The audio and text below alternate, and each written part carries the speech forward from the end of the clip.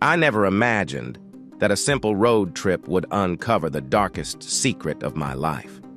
I trusted my wife, my best friend, until I found the truth hiding in my own van. A used condom, a bitter joke from the universe, told me everything. They thought I wouldn't find out. They laughed, drank, and shared a bed while I was blind to their betrayal. But now I know. And I won't be the fool anymore. The love I had has turned to something else. This is the story of how I learned the truth, and how they will pay. I was sipping my second cup of coffee, rubbing my chin and thinking about the hard task I had to do soon.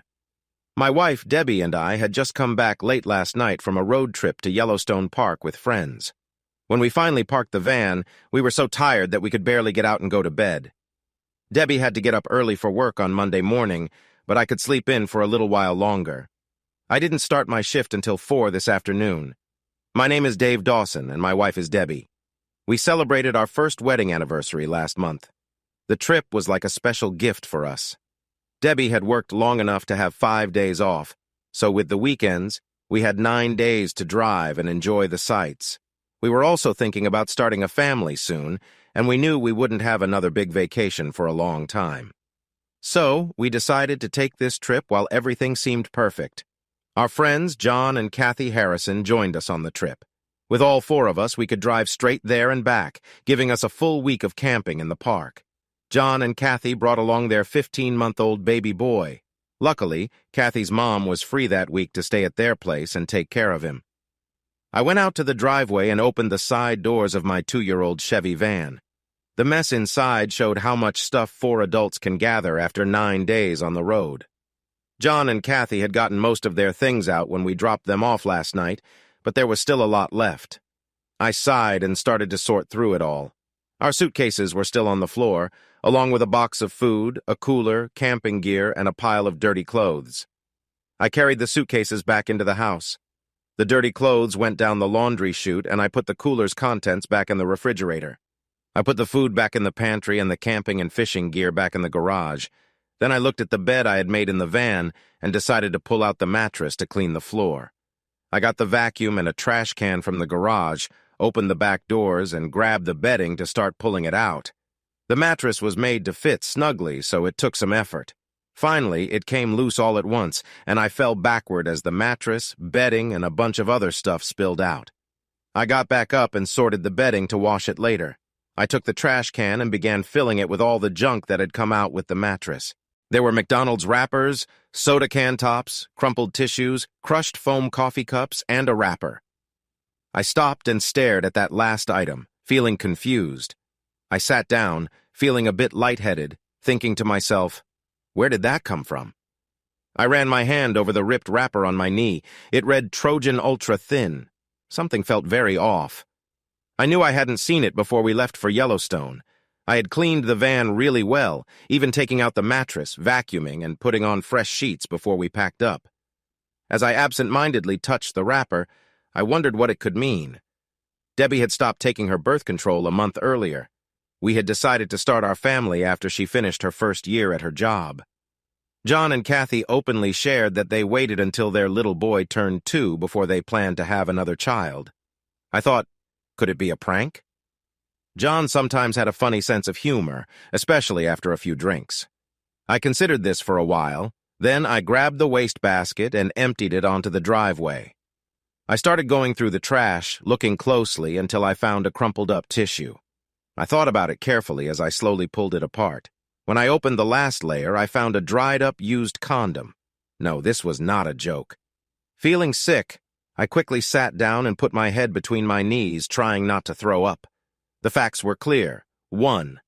Someone had been intimate in my van using a condom, likely to avoid getting pregnant. 2. That someone was not me. 3. The only woman on this trip who could get pregnant was Debbie. As I sat there, I thought about our trip. The only time John and Kathy had slept in the van was while we were driving. When we camped, they had set up a 2-person tent with an air mattress. They slept there, while Debbie and I had the van to ourselves when we were at the park. The 4 of us spent most of the week doing things together. We spent our days hiking, swimming, and exploring together, except for one afternoon. On about the fourth day in the park, I wanted to hike to a small lake around 5 miles from the road. It had a waterfall, and people said it had big fish. I thought it would be fun to take my fishing rod and some lures to see if I could catch anything. Kathy was excited to go, but Debbie said she was tired and didn't want to join us. John said he would stay with Debbie and run into town to pick up some groceries we needed. After an early lunch, Kathy and I set off on the trail. It took us more than 5 hours, but we finally got back to our campsite, tired but happy from our adventure. Debbie and John were busy making dinner on our small propane stove.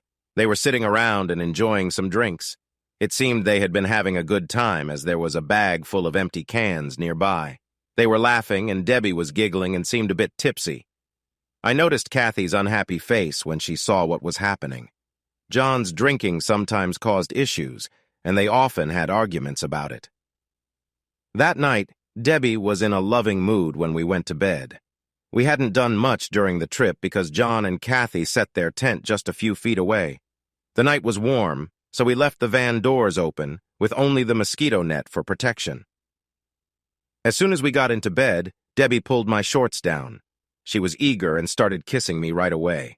I tried to hold back a sound as she was really into it. I gently touched her as we enjoyed that special moment together. Eventually, I shifted and kissed her softly, trying to keep it calm. She wanted me to go further, but I knew if I did, she might make noise that could disturb the whole campsite. I placed my hand gently on her leg, feeling the warmth there. She was clearly excited and ready for more. I moved closer, and she let out a soft gasp as I began to touch her. I found a nice rhythm, and she wrapped her legs around me, encouraging me to go faster with her whispers. Soon, she moaned softly, and I had to cover her mouth to keep the sound down. She enjoyed herself a few more times, and I knew I couldn't hold back much longer. Afterward, as I tried to catch my breath, I thought about how quickly she had enjoyed herself. I guessed that waiting and a couple of drinks had made everything more intense for her. As we both drifted off to sleep, I didn't think about it too much. The next morning, John looked at me with a knowing smile, as if he had an idea of what had happened the night before. I suddenly realized that the look on his face was saying, "You have no idea what just happened," and the sick feeling in my stomach made me think I might actually believe it. I slowly got back on my feet and went back to cleaning the van, but first, I carefully put the wrapper and the crumpled-up item into a bag and hid it away in the garage. I wasn't sure why I did it. Maybe I didn't want to think about it later. I really didn't like what it made me think about. As I cleaned the inside of the van and then took out the hose to wash the outside, my mind went back 3 years to when Debbie and I first met. I had just turned 20, and it was the second semester of my second year at Northern Michigan University. I was studying electrical engineering. I was doing okay with my classes, but I was worried about money. I never got a scholarship, so I paid for the last 2 years of school with money I saved from working in high school and at car plants during the last 2 summers. But now, my money was running low. I knew I couldn't earn enough this summer for my junior year. The part-time jobs I had during the school year only gave me a little extra cash for myself. Mom and Dad couldn't help much either. We were a Catholic family, and I had 3 younger siblings at home. Our parents had made sure we all went to Catholic school until at least 9th grade. Because of this, they were still paying for the 2 youngest ones to go to school. My older sister was in her senior year at a public high school. I felt I had 2 options. I could start taking out student loans and finish school with a lot of debt, or I could take a break for 2 years to save enough money to complete my degree. I was starting to think that taking a break might be the best choice. The non-stop deadlines and exams had become really tiring. I was also fed up with sharing a small room with 3 other guys. No matter what you did, there always seemed to be at least one difficult roommate. I had already sent a letter to the job office at the factory where I had worked the previous summer to ask about getting a job. It was Friday night, and midterm exams had just finished. A few of us from the dorm decided to walk through a few feet of snow to a party off campus to celebrate. It was one of those typical fraternity parties with a big keg of beer. Guys paid $5 and girls could get in for free. The music was loud, and there would be dancing in some rooms and drinking games in others. By the end of the night, a few guys would likely find someone special upstairs. I dated every now and then while I was in college, but I hadn't had a steady girlfriend since high school. I wasn't a stranger to dating, but I had only been with a few girls. I lost my virginity on the night of my senior prom. My engineering studies were hard, and I often worked a part-time job. In the little free time I had, I played basketball or sometimes racquetball in the sports building. When we got to the house, my roommate, Josh, pointed to a group of people in a corner, and I nodded, saying I would get him a beer. I moved carefully through the crowds of people dancing and talking, trying not to spill the 2 plastic cups I had filled from the keg. Finally, I spotted Josh chatting with a couple of girls across the room. As I got closer, he reached out and took 1 cup from me. "Dave, I want you to meet Miranda," he said. "We have a class together, Econ 202, and this is her roommate, Debbie. This is Dave." I smiled at Miranda, a pretty brunette, and reached out my hand. "Hi, Miranda. Nice to meet you." Then I turned to her roommate and stopped. In front of me was one of the most stunning girls I had ever seen. She had long, reddish-blonde hair and bright green eyes that showed her Irish background. Her smile lit up the room, and her lips looked inviting. Even though she wore blue jeans, a hooded sweatshirt, and a winter scarf, it was clear she had a lovely figure. I finally came to my senses with Josh, Miranda, and Debbie all laughing at me. I felt my cheeks turn red and quickly said, "Sorry, I didn't mean to be rude." I couldn't help it. I looked right at Debbie and said, "But you are the most beautiful girl I have ever met." Now it was her turn to blush. "Well, thanks, Ken. A girl can't hear that enough." She laughed softly. Josh chimed in, "You know, you two live really close to each other back home. Debbie is from DeWitt." "No way, I'm from Okemos. Did you go to DeWitt High School?" "No, I went to Gabriel's Catholic High School," she replied. "Hey, I'm Catholic too, but my parents couldn't pay for that school," I said. We kept talking and slowly moved to a quieter corner. Gabriel's was the high school for several nearby parishes, including mine and Debbie's. A lot of my friends from my Catholic middle school went there. It turned out she knew some of them, and we both graduated the same year. We talked and talked, losing track of time, until Miranda finally came over and said, "Sorry to interrupt you two, but it's past midnight and it's snowing again. We should go back to the dorm." Debbie looked at me, and I sensed a bit of regret in her eyes as she said, "I guess I should go." Trying to stay calm, I said, "Wait, I'd really like to see you again." "Can I call you?" She smiled shyly. "Sure, I'm in East Shaw Hall. Debbie, I don't even know your last name. It's Königsknecht." "I know. It's a bit much," she said, looking a little embarrassed. I looked at her in surprise. "You're a K-13. The first Königsknechts came from Germany in the mid-1800s and settled in different towns in mid-Michigan. Over the years, their families grew so much that their kids filled many of the local schools. One frustrated teacher even gave them the nickname K-13 because there are 13 letters in their name, and that name stuck." Then she laughed. "Guilty, but my mom is fully Irish. You won't believe this, but I have an uncle who married a K-13 from near Standish," I said. "No way? Call me and we can chat more later," she said as Miranda held onto her arm, leading her toward the door. "I definitely will," I replied, watching them step out into the night. The next day, I called her back. I was so excited to talk to her that I couldn't wait. A day later, we met for pizza. It was still a school night, but we spent a few hours talking about school, friends from our hometowns, and our families. After high school, her parents wanted her to go to a college nearby, but she felt ready to be more independent. She applied to several colleges and chose the one that was farthest away from home. 400 miles felt far enough to have some freedom. Debbie was studying marketing and had worked at the same retail store for the last couple of summers. She was also going to be an intern in their business office during the upcoming break.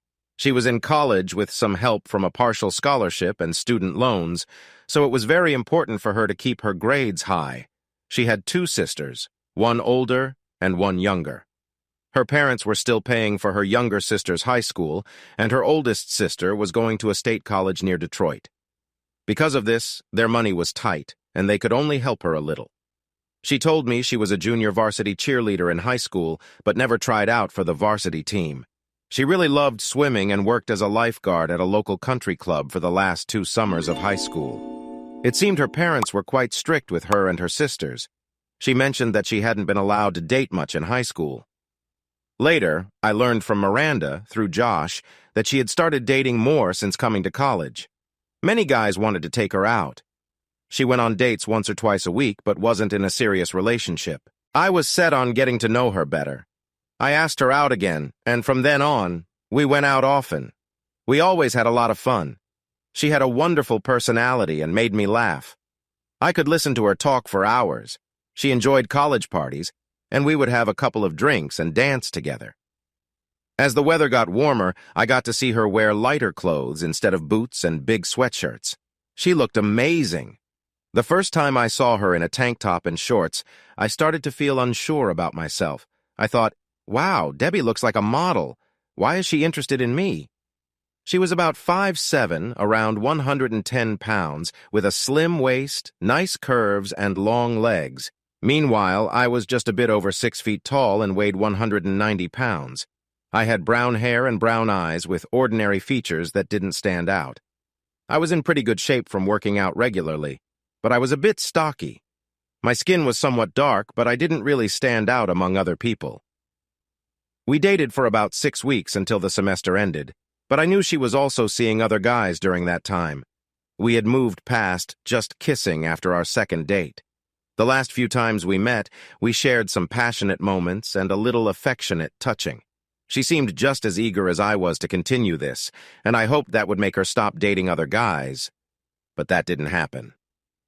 On our last date before the semester finished, we talked about meeting up again when we got back home. We lived about 20 miles apart, and she said she would love to continue our relationship. Then, for the first time, I told her that I decided not to go back to school the next year. When she understood that I was serious, she paused and looked at me carefully. I thought she understood what I was thinking. But that night, instead of spending some time together, she told me she needed to study for her last exam. With that, our plans for the evening fell apart, and I took her back to her dorm. She gave me a quick kiss and a hug and hurried inside without saying anything about me calling her later. I walked back to my dorm, feeling confused about what had happened. After my last exam, I tried to call her before I left campus, but one of her roommates said she wasn't home. I figured her parents had come to pick her up and they were probably out somewhere. Moving back in with your family can be a big change. But we managed to adjust. The day after I got home, I went back to work at the plant. I was lucky to get a job in quality control during the day shift. At least for the first 90 days, I would stick to this schedule. After that, I might switch to one of the other shifts. I tried to call Debbie a few times in the evening at her parents' house, but they kept saying she was out. I left my number, but deep down, I felt like she had lost interest in me. This thought made me sad, and I worried that if I kept trying to reach her, things wouldn't turn out well. About a week later, I was surprised when my mom handed me the phone and said, "It's someone named Debbie." When I picked up, Debbie apologized for not being able to talk when I called before. She hoped I wasn't upset with her. I told her I wasn't. We chatted for a while about final exams and our new jobs. Then she said gently, "Dave, I was hoping you'd call to ask me out." "I wanted to," I replied, "but since I couldn't reach you the past couple of weeks, I thought you didn't want to hear from me." I felt a bit sad saying that. No, Dave. Please don't think that. I have to say I felt a bit strange when you told me you wouldn't be coming back to school. I wasn't sure what to think, but I really wanted to go out with you again," she said. That kicked off a wonderful summer. Since we both worked during the day, we could hang out a few times each week. I was pretty sure she wasn't seeing anyone else. Eventually, I met her family, and she met mine. Everyone got along well except my oldest sister. For some reason, she didn't seem to like Debbie much. But I didn't let it bother me. We enjoyed going to movies and having dinner together, and sometimes we would attend parties with her friends or my old friends from high school. A few times, we visited the beach at Lake Michigan when we had a day off. Seeing Debbie at the beach always made me smile. We played around in the lake, and she would laugh at me when I got flustered in my swim shorts and couldn't just walk out of the water. We were back to kissing and exploring our feelings for each other a little more every time we met. By the end of July, I realized I couldn't stay at home for the 2 years it would take to save money for school. I was earning a good salary and thought I could manage a small apartment. But the main reason was that I wanted to spend time alone with Debbie. I felt we both knew where our relationship was heading. Mom and Dad took the news well. They helped me find some nice used furniture from friends and family. I moved in just a few weeks before Debbie had to go back to school. That first weekend, we went out for dinner and came back to my apartment, both of us excited about what was to come. When we got inside, I held her in my arms and gave her a long, soft kiss, our lips gently touching. Debbie pulled away and took my hand, guiding me into the bedroom. We stood close in the dim light, slowly taking off each other's clothes. Once we were both dressed in just our skin, we hugged and kissed once more. I felt excited as we embraced. She pulled back for a moment and held me gently. "Debbie, should I use protection?" I asked softly. She looked into my eyes and replied, "I'm not new to this, Dave. I started the pill last month. Is that all right?" I wasn't surprised and nodded. I gently touched her shoulders and sides. Together, we fell onto the bed. As we did, her legs moved up and I felt a warm connection between us. We both understood that there would be time for soft moments later, but right now, this was what we needed. The evening stretched on with laughter and fun as we tried to understand what made each other happy. We discovered a lot of things we both enjoyed. For the next 3 weeks, Debbie visited me every few days. One night she told her parents she was staying over with a friend, and she spent the night with me. It was a special time. Those long evenings let us learn about more than just ourselves. I wanted to know everything about her. We spent hours talking. She shared how much she loved college, the classes she took, the friends she made, and everything about the experience. But she also felt stressed about being at home because her parents still wanted to control her social life. As her time to return to school got closer, I felt sadder. On our last night together, we had a deep talk after sharing a quiet moment. I said, "Debbie, I know we have avoided this conversation, but with you leaving tomorrow, I think we need to talk about it. I think I really care about you. I don't want to stop seeing you." Debbie looked down and bit her lip. "I really like you, Dave. Maybe it's love, I'm not sure. But we've only been dating for a few months. I don't want to stop seeing you either. But we will be 400 miles apart during most of the school year and we will both be busy." I tried to keep my voice steady as I asked, "Can we try to meet a few times before Christmas break?" "Sure, Dave, we can try," she replied, though she didn't sound very sure. "Debbie, I want you to know that you are the only girl for me. I want to give you something before you go."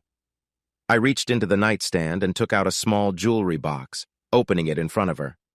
Inside was a pretty ring made of white gold with an amethyst stone and a small diamond on each side. Amethyst was her birthstone. Debbie's eyes widened and her hands covered her mouth. "Oh, Dave, it's beautiful. Debbie, I'd love for you to wear it. And when you see it, think of me, okay?" She slipped it onto her finger and with tears in her eyes, hugged me tightly. "I promise I will, Dave." After that night, we only talked on the phone once before she left for school. I had wanted to drive Debbie, but her dad bought her a used car so she could get around at school. I felt sad about our last conversation and how she didn't seem excited about what I wanted to say. I wanted her to be my girlfriend. I wanted us to be special to each other. If we were still in high school, I would have asked her to be my girl. Instead, I worried she was trying to let me down gently. With Debbie gone, I mostly worked. A few times a week, I met some friends at the YMCA to play basketball. Almost every weekend, I spent time with my mom and dad, who made sure I ate well. I called Debbie's dorm a couple of times a week. About half the time, she was there. I also wrote her letters a couple of times a week. We talked and wrote about meeting up, but it never worked out. Soon, our calls and letters became less frequent. A few weeks after Debbie left, I was asked if I wanted to take a test for the electrician's apprenticeship program at work. It could take 2 to 4 years to finish, depending on how many hours I worked each month, but I would get some credit for my 2 years in college. The program paid about 20% more than what I was earning now. The company would also cover the costs of college-level classes. Even if I decided to leave before finishing, I would still be ahead in terms of pay. I took the test and passed it easily. I began the program soon after. I enjoyed the apprenticeship program a lot. I've always liked gadgets, stereo systems, and almost anything electronic. That was why I chose to study electrical engineering in the first place. I was also good with tools. I had the chance to work a lot of extra hours, almost as much as I wanted. As I learned more, skilled electricians started asking me to help them with side jobs, and we usually got paid in cash. With all the extra money, I could buy a lot of fun things, but I still wanted to finish school. I didn't go on dates, even though I had chances. I was in love with Debbie, and that was my other big dream, so I saved most of my money or put it into some small investments. A few weeks before Thanksgiving, during one of our rare phone calls, Debbie told me she would be home Wednesday night before the holiday and wouldn't leave until Sunday afternoon. She hoped to spend most of that time with me. For the first time since she left, I felt really excited about seeing her again. We arranged to meet at her house after Thanksgiving dinner. Seeing her again felt like a joyful rush. I felt really shy, but I couldn't stop looking at her.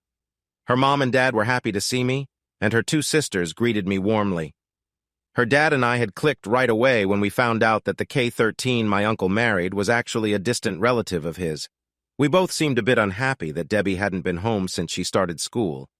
I spent some time there enjoying dessert and watching football. Then, I suggested that Debbie and I go out to see a movie.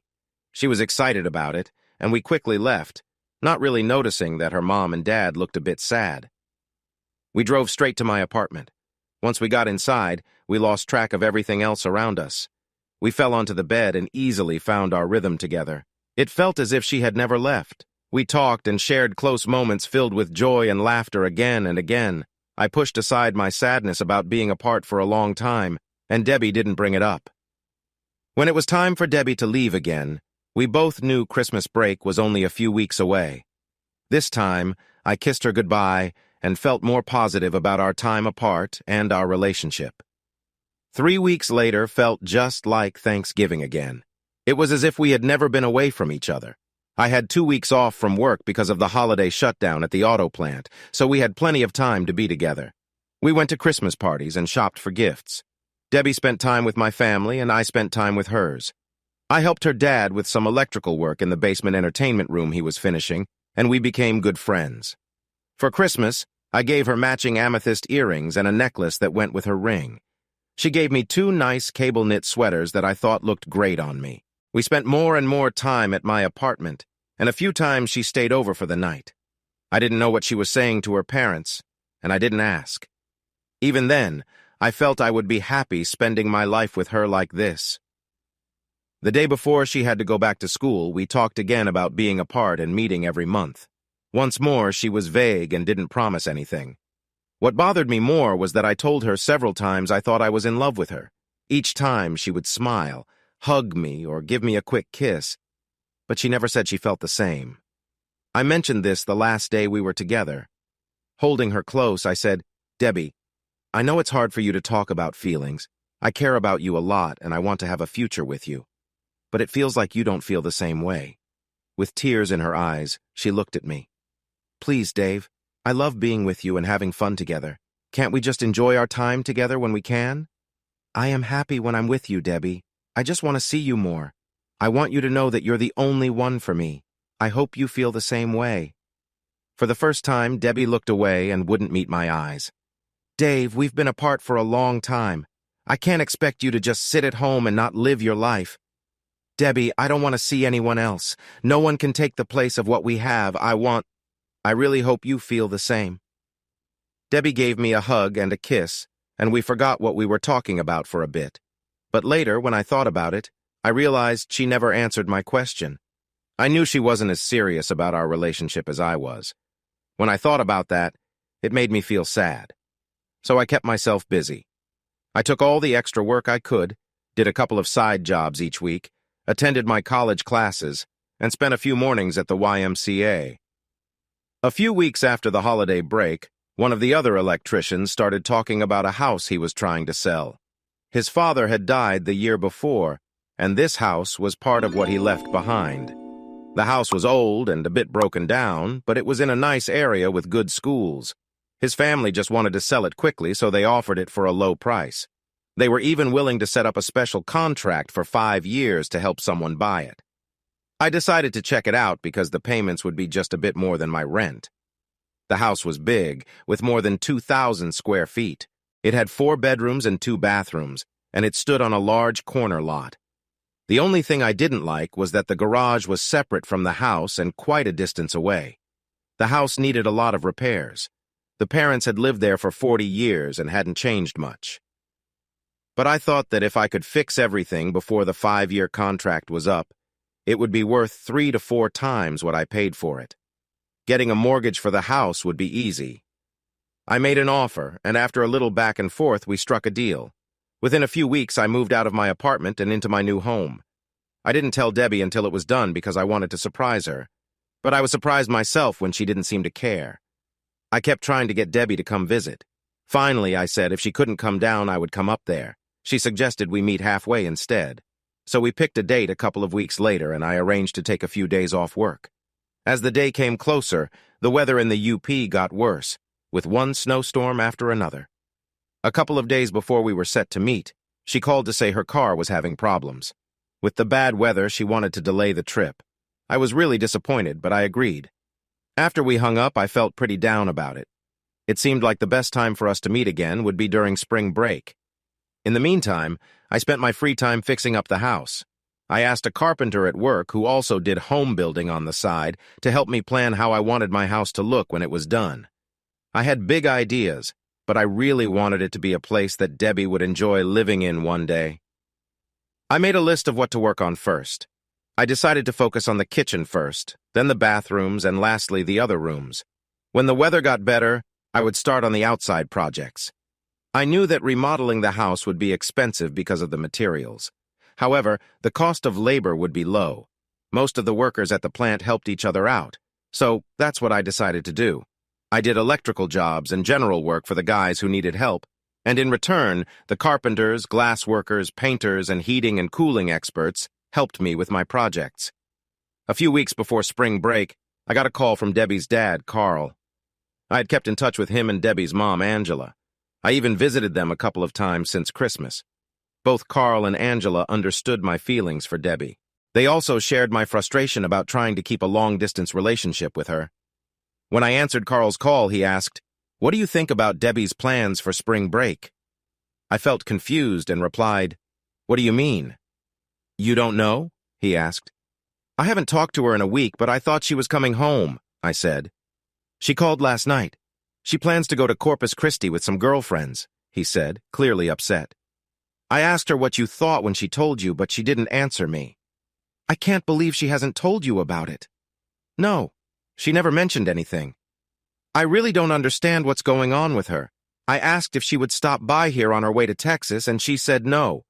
Her friend Miranda lives in Milwaukee, and they are getting a ride there to pick up a car. They plan to drive down through Wisconsin and keep going south.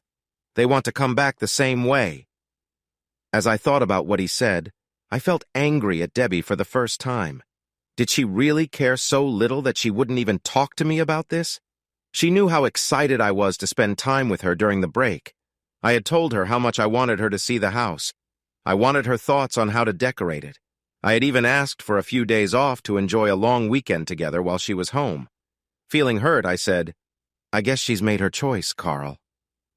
Seems like our relationship isn't important enough for her to talk to me first." "I'm really sorry, Dave. You don't deserve this," he replied. We chatted for a little longer before ending the call.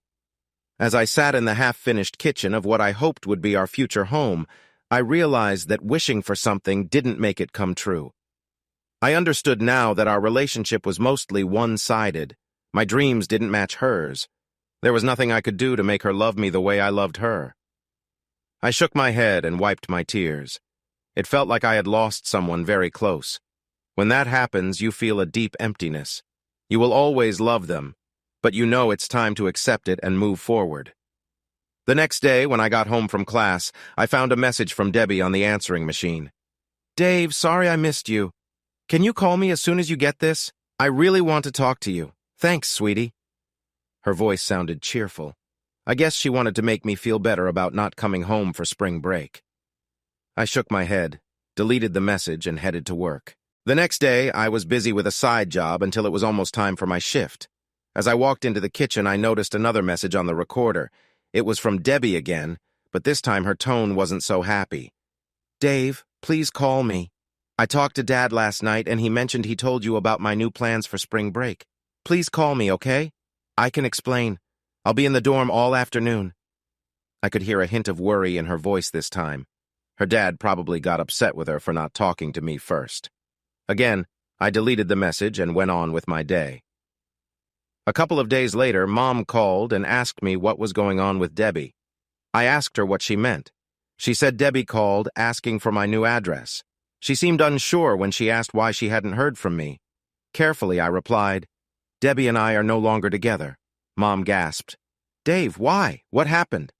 "We just didn't agree on what was important to us," I said softly. "I'm sorry, sweetie. I know that must be tough. Why don't you come for dinner this Sunday? We can celebrate your birthday, okay?" Actually, my birthday was on Saturday. But since I was finally old enough to go to bars, some guys from work wanted to take me out. So I told her I would come over on Sunday instead. So my 21st birthday came and went. The guys took me out and I had a bit too much to drink. I danced a little with some women and turned down a few offers to do more. I didn't hear from Debbie, but I didn't expect to. I wasn't sure if she even remembered when my birthday was, even though we had talked about it a couple of months before hers. The next day, I had dinner with my family. Both my brothers and my sister were there. Angie, my sister, was now a freshman at a state university about 30 miles away. Mom made my favorite meals and everyone gave me gifts. It was a wonderful time. After dinner, Angie pulled me aside and asked what had happened with Debbie. Angie and I were the closest in age, so we had always been close. I told her everything that had happened over the past year, all the struggles of trying to keep our relationship going, and how I felt frustrated when Debbie decided to leave for spring break without telling me. "Dave, I know you might have wondered why I never liked Debbie much when you started dating her," she said. "I never mentioned it, but I know Debbie's younger sister, Sarah. Not very well, but enough to have talked to her. We were both in the same multi-parish Catholic youth group our senior year. After you both started dating, I talked with her during one of our meetings. I mentioned that I knew someone who was dating her sister. I didn't tell her it was my brother. She had a lot to say about Debbie. It sounded like she didn't like her much. She said Debbie was selfish and cared only about herself. With her looks, she always got what she wanted. She said even in high school, Debbie had at least 2 boyfriends who always wanted to be around her, and she was always looking for more. No matter how much their parents tried to keep her busy at home, she still found ways to go out. I thought about what she had shared. Then I shrugged and said sadly, "I don't know, Angie. I didn't see that side of her. All I know is that I loved her, and I think I still do. But I just can't live like that. If she doesn't feel the same way I feel about her, then I guess it's best for both of us to go our separate ways." Angie gave me a hug, and we didn't say anything else. The next weekend, Debbie's dad, Carl, came over to visit. I showed him around the house and the yard, pointing out the different projects I was working on. He was really impressed. "You said you bought this house for how much?" he asked. When I told him, he exclaimed, "Wow, if you finish everything, this place could be worth 3 or 4 times that." He shook his head in disbelief. "I can't believe you just turned 21. This is a great investment for someone much older." He looked at me carefully. "Dave, I want you to know that I would have been proud to have you as a son-in-law. I've never met anyone who works as hard as you do for what you want." Feeling a bit awkward, I replied, "Thanks, Carl, but we never reached that stage in our relationship." Carl stared at me directly. "Maybe not you, Dave, but we could see how much you cared about Debbie. I knew where she went when she said she was at a friend's house. Don't be awkward about it. We always felt she was safe with you. I just wish things had turned out better." I simply shrugged and shifted the topic. As he walked out the door, he added, "Not that it matters now, but she called to say she arrived in Corpus Christi safely." Then he left. For the next few months, my routine didn't change much. I worked at the plant, fixed things around the house, and took on a few small jobs. I spent a couple of hours in class on Tuesdays and Thursdays. I played basketball at the YMCA on Monday, Wednesday, and Friday mornings. The only difference was that as it got warmer, I started working on outdoor projects. I was happy with how the house was coming along. I noticed that the harder I worked, the better I slept at night. If I lay awake, my mind drifted to thoughts of Debbie and how much I missed her. And when I missed her, I couldn't sleep. It was a hard cycle I wanted to avoid. I got one more phone message from her after she came back from Texas. I deleted it right after I heard her voice. About a month after spring break, it was Debbie's birthday. I thought about it a lot, but in the end, I sent her a card. It was simple, and I just signed my name. I wanted her to know that I remembered. Then it was back to my usual routine. On Saturday of Memorial Day weekend, around noon, I heard someone knocking on the front door. The factory was closed for all 3 days, and I wanted to finish a big project in the backyard. I had been working since before 9 that morning. When I opened the door, I said a bit sharply, "Yes?" But everything else I might have said got stuck in my throat. There stood Debbie. She looked as lovely as ever and took my breath away. Her eyes were wide, showing her surprise. I pressed the doorbell, but no one answered. She almost stumbled over her words as she spoke. "Dave, what happened to you?" she blurted out. "Huh?" I said, confused. I looked down at myself, thinking, what does she mean? I stood there in torn khaki shorts, work boots, and no shirt. A tool belt was hanging low on my hips. I was sweaty and had a light covering of sawdust from the circular saw I had been using all morning. Then it hit me. Debbie hadn't seen me in 6 months. I guessed I had lost 10 or 15 pounds since then. I had been working really hard ever since I bought my house in January. And when she left for spring break, I worked even harder. I rarely took the time to enjoy a real meal anymore, and food didn't interest me much. The extra weight I used to have had pretty much vanished. I could tell that my clothes were fitting differently. I had lost some inches around my waist, but gained some on my chest and shoulders. I hadn't been shaving much lately, maybe every couple of days, so I could feel the stubble on my face. I also got my hair cut shorter when the weather got warm. Now that I thought about it, I probably looked a bit rough around the edges. I opened the door wider and said, "Come on in. Let me turn off the radio." I stepped away from the door into the dining room and switched off the music. When I walked back, I noticed Debbie standing just inside the house. She seemed a bit uneasy as I looked at her closely. She was wearing white shorts, sandals, and a snug pastel tank top. Her hair was pulled back in a ponytail, and her sunglasses were resting on her head. I saw she was wearing the amethyst ring I had given her. She looked nice. Just seeing her made me feel better. "I'm sorry. I had the radio playing while I was busy in the back, so I didn't hear the doorbell. I guess I looked a bit tired. I wasn't ready for visitors," I said with a small smile. "No, you look fine, Dave. Just a little different. I wanted to check on you. Dad told me he came by before and really liked the house. It seems big," she said, finally looking around the living room. "Would you like to see the rest of it?" I asked, smiling. "You wouldn't mind?" she replied, sounding a bit shy. "Not at all. I'm happy with how it's turning out," I said as she began to follow me. The house is almost 2,000 square feet. It used to have 4 bedrooms and 2 bathrooms. I'm changing it to have 3 bedrooms and 3 bathrooms. There will be 2 full baths upstairs and 1 downstairs. In the living room, we are working on the fireplace, using stones from the field. That oak beam leaning against the wall will be the shelf above it. The floors downstairs are all made of original hardwood. Once we finish everything else, I plan to refinish the floor.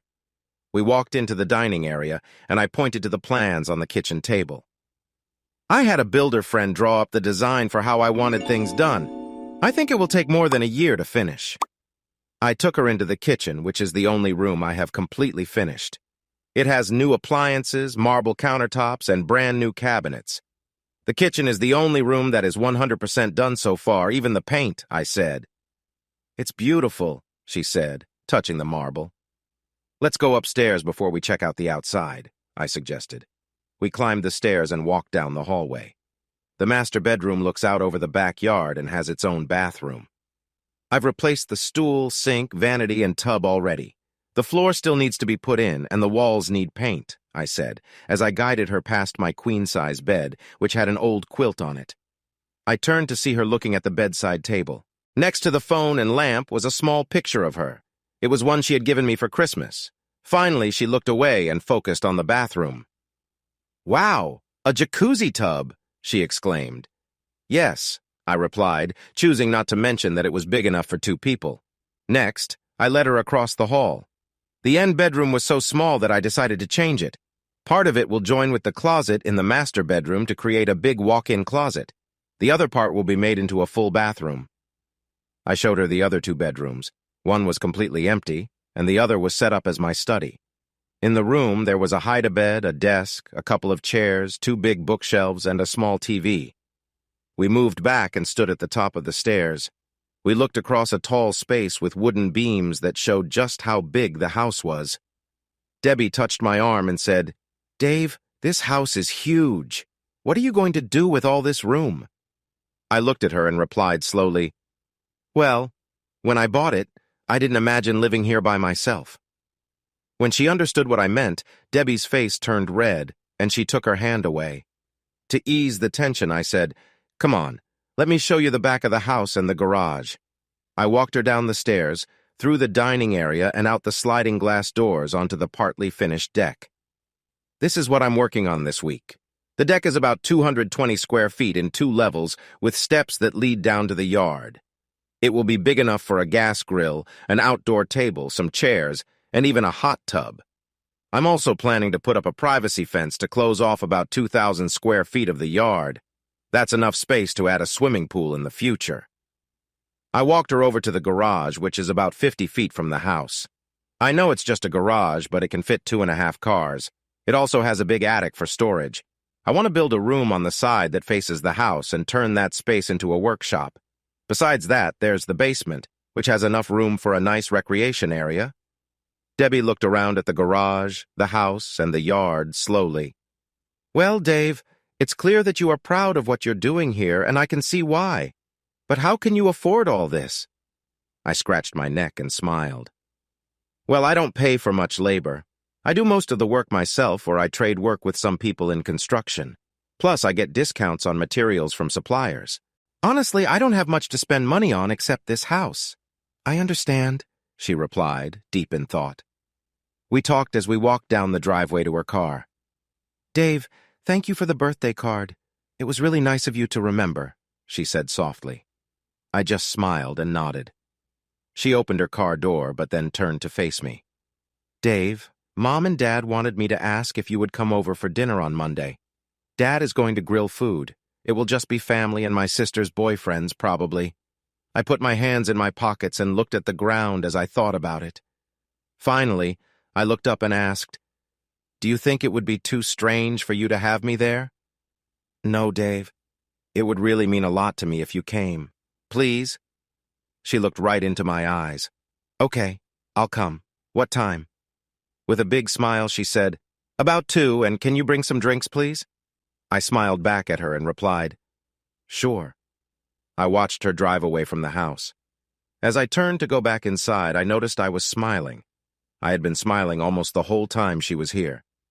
On Memorial Day, I got ready and even shaved. I put on some nice shorts, a polo shirt, and sandals, then grabbed a case of beer from the fridge and went over to Debbie's house.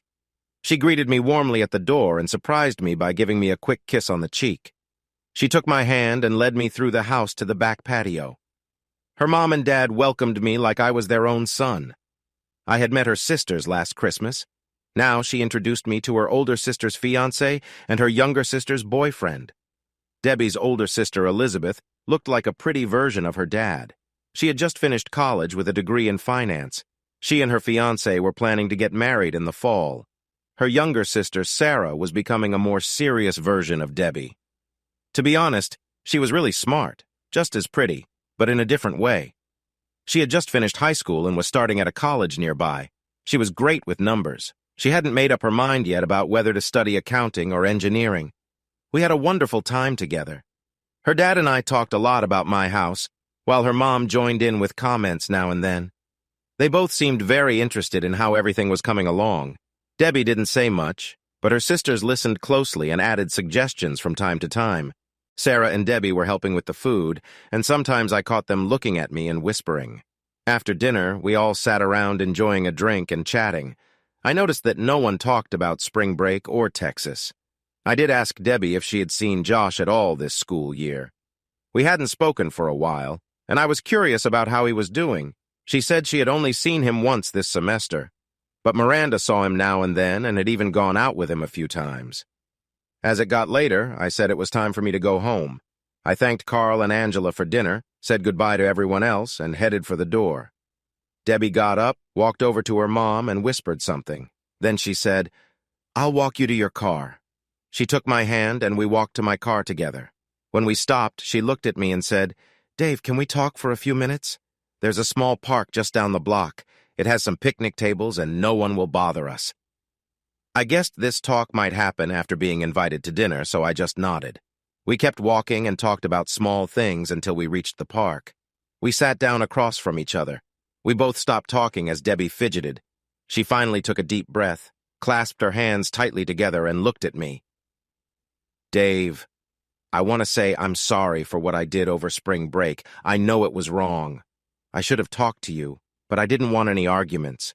After you stopped answering my calls, I thought writing to you would help, but I didn't know what to say.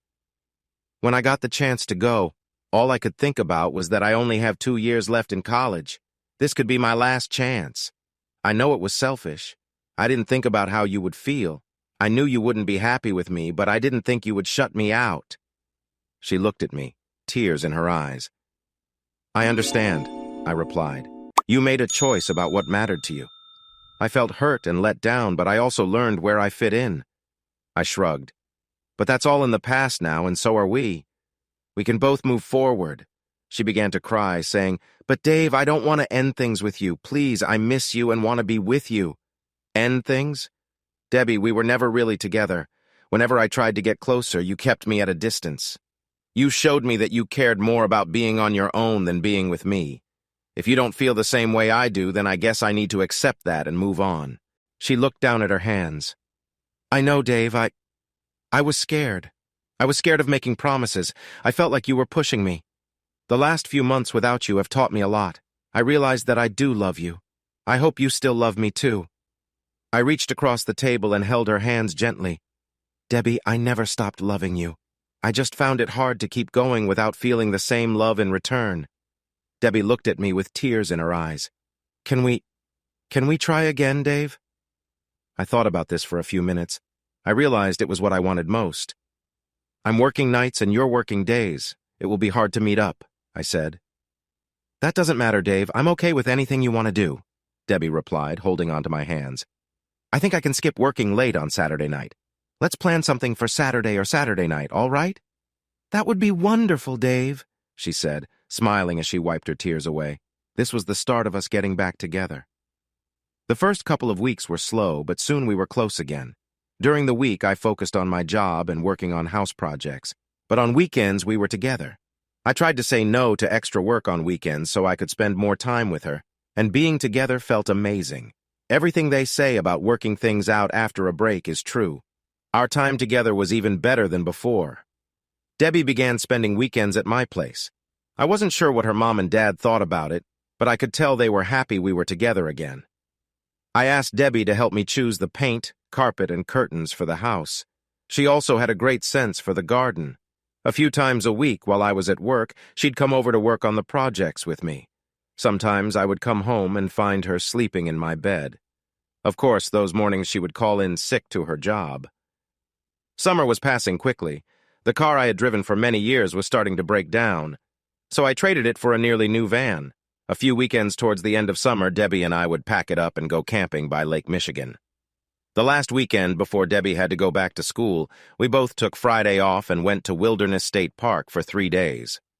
On Saturday, we were relaxing on the beach, enjoying the warm sun after a cool swim in Lake Michigan. As we lay there, I gently touched her face and neck and kissed her ear. She turned to me and smiled. "Wow, Dave, didn't you get enough fun last night?" "I never get enough time with you, Debbie," I replied. She turned towards me, and we lay face to face, sharing soft kisses. "Debbie, will you marry me?" I asked. "What did you say?"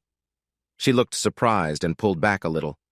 I sat up and took a small box from our beach bag. I opened it and held it out to her. "I think you heard me, Debbie.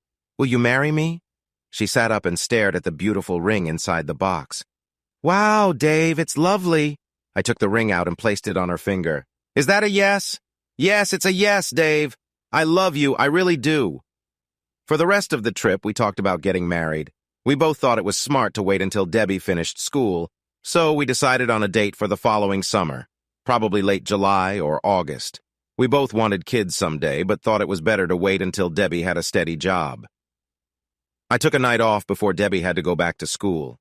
Debbie, our parents, and I went out for a nice dinner to celebrate our engagement. The three women made plans to meet over Christmas to talk about the wedding. Debbie and I agreed that we would have a date set by then.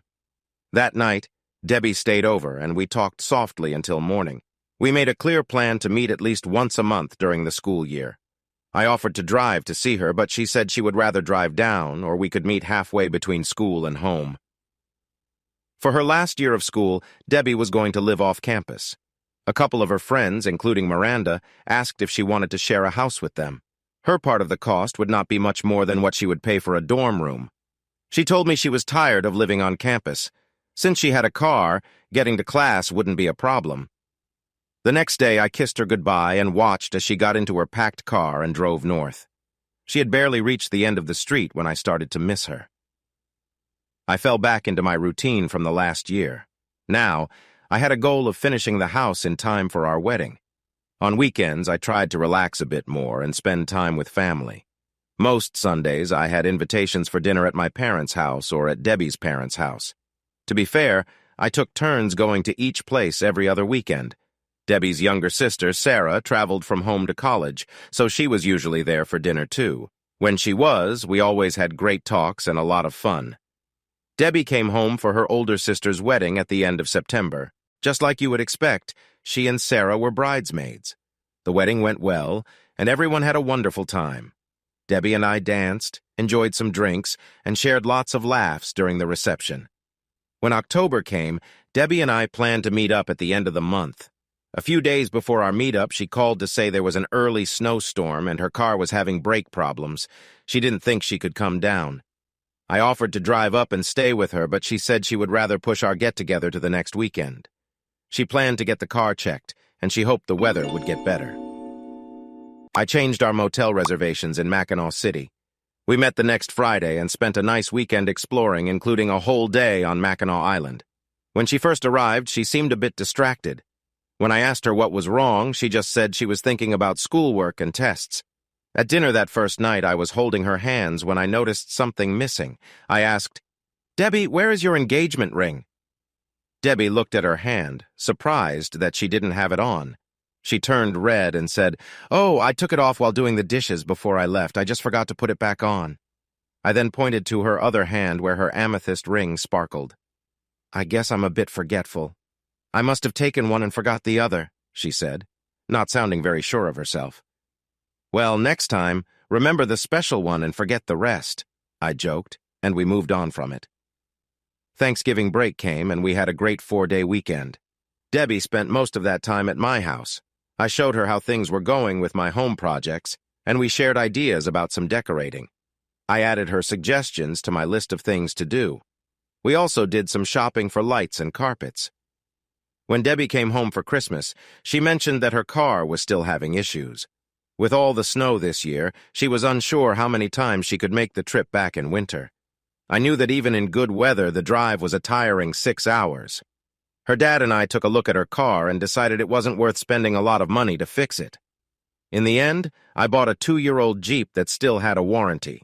I had a mechanic check it out and tell me it was in good shape. I gave the car to Debbie, saying there was no reason now for her not to get home. I tried to be funny, but she didn't laugh. Debbie and the moms finished the wedding plans. They picked a date, booked the church, and found a place for the reception. They took care of many details, and I was happy that all I had to do was wear a tux and be there. I drove to meet Debbie in St. Ignace for Valentine's Day weekend. It was too snowy and cold for many activities, but we enjoyed the pretty view of the coastline and the bridge. I had booked a room with a hot tub at the hotel, and we were very happy to spend most of our time relaxing there, catching up after 6 weeks apart. Debbie planned to come home for spring break, but then work surprised me with some changes. I was asked to go to Van Nuys, California, to learn how to set up some new machines coming to our factory for the new model year. The training would take about 2 weeks, and it fell during spring break. I tried to avoid it, but I was told there wasn't much I could do. Debbie was as upset as I was when I shared the news. We both knew we wouldn't see each other again for a few weeks. A few days later, she called me. She asked if it was okay for her to go to Florida with her roommates since I wouldn't be home for spring break. We talked about it, and I made it clear I didn't really like the idea. I thought it wasn't right for someone who was engaged to do that. I would feel better if she stayed home. Plus, I wondered how she could pay for the trip. She told me, a bit sharply, that she could manage on her own and that I shouldn't worry about her. Her roommates said they would help pay most of the bills if she agreed to drive the Jeep. The whole talk made me feel uneasy. It felt like the call was just a way for her to check a box and that she had already decided what to do. It reminded me of the previous year when she ignored me as long as she got what she wanted. I tried to forget it and focused on getting ready for the trip to California. It was a long and tough journey. We worked 10 to 12 hours each day and only had one day off for sightseeing. I couldn't keep in touch with Debbie, but she stayed in touch with her parents, and I kept in contact with them. By the time I got back home, Debbie was already back at school. I called her early the next morning, eager to talk to her, but a man answered the phone. Unsure if I had dialed the right number, I asked, "Who is this?" "Tom. Who are you looking for?" he replied. "Debbie Königsknecht. Is this her number?" "Sure, give me a moment." I heard him call out Debbie's name. In the background, I heard her ask, "What?" The man replied, "It's a phone call." I thought I caught Debbie whispering, "You know you're not supposed to answer the phone. Who is it?" The man answered, "I don't know, some guy." Debbie picked up the phone and said, "Hello." "It's me, Debbie," I said softly. "Hi, sweetie, you're calling very early. How was California?" she asked quickly. I didn't see much of it except for inside the factory. "Who answered the phone?" I asked. "Oh, that was Tom, Miranda's boyfriend." "On a weekday? This early in the morning?" I questioned. "Well, he sometimes stays over at Miranda's. You know how it goes, Dave," she said a bit defensively. "Yeah, I know, Debbie. But I don't like the idea of guys sleeping over at my fiancé's place," I said, feeling upset. "Now, Dave, you don't have to worry about it. They have been together for quite some time." "Are we meeting up soon? I missed you during break," she said. I let her pull me in, and we talked about getting together in Harbor Springs in a few weeks. I asked her how Florida was, and she just said they had fun and the weather was nice. Even though I felt uneasy about it, I pushed those thoughts away with all the excitement of graduation and wedding plans. Harbor Springs would be the last time we would meet before school ended. Debbie was doing well in all her classes and would graduate on time. That was a great achievement. The store where she had interned for the last couple of summers offered her a full-time job in management, and she said yes. Debbie's parents and I had already spoken about coming to the ceremony. When I told Debbie this, she tried to act like it wasn't a big deal to be there. The ceremony would last only an hour, and she wanted to leave right after, but I promised her I wouldn't miss it. As graduation got closer, Carl, Angela, and I decided to travel together. The event was set for Thursday morning at 11. We were sad when Debbie told us she would be at a party the night before for the graduating seniors. The next morning, she and her roommates would be busy getting the house ready for the landlord and heading straight to the auditorium. So even though we planned to drive there the night before, we wouldn't see her until after the ceremony. Most graduation events are pretty similar. You listen to speakers from the school, hear some students talk about their experiences, and then the special guest gives a speech. After that, they call the seniors up to receive their diplomas. Then all the graduates tossed their hats in the air and the ceremony was over. We walked out of the auditorium to where the graduates were gathered, congratulating one another and receiving cheers from their families. They were taking pictures in their gowns and showing relief or excitement that they had finally completed their studies. We soon spotted Debbie and a group of graduates posing for photos. When she saw us, she quickly left the group, ran over, and gave us all hugs. She happily showed us her diploma, and we took turns taking photos with her in her gown. Her dad mentioned something about meeting her friends. Debbie looked back at the group and said quickly, "Most of them aren't really friends, just people I know. But there's someone you should meet. Wait here, and I'll go get her." Then she ran back to the crowd. After a couple of minutes, she came back with a familiar face. "Mom, Dad, this is Miranda, my roommate. Dave, remember Miranda, right?" I said, "Of course. It's nice to see you again, Miranda. It's been a while." Miranda looked a bit uneasy as we all shook hands. We talked for a few minutes, and then I asked, "Is Josh around? He graduated too, didn't he? I was hoping to see him." Miranda shook her head and said, "He's not here, Dave. I think he got a job on the West Coast and had to leave." Debbie quickly jumped in. "Dave, Mom, Dad, Miranda has agreed to be my maid of honor. Isn't that wonderful?" They all started chatting excitedly about the good news. I noticed that Miranda didn't look too happy about it. After a few minutes of talking, Miranda said she had to go see someone and excused herself.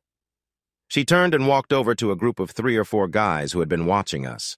One of them seemed a bit upset about something. I told Debbie what I noticed, and when she looked that way, she said, "We should get going. My car is ready in the parking lot." She took my arm, and we started walking away from the crowd, with Carl and Angela coming along behind us.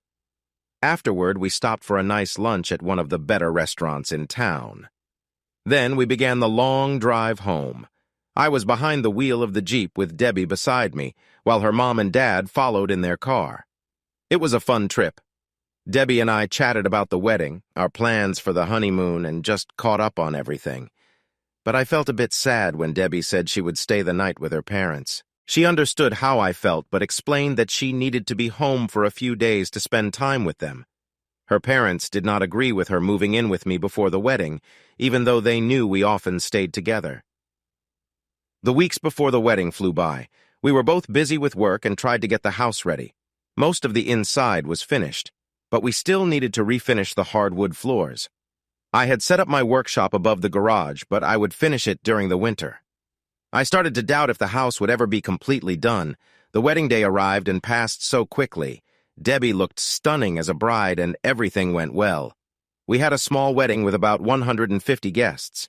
I was surprised that Miranda was the only friend Debbie invited from college, and she didn't even bring her boyfriend. But everyone had a great time.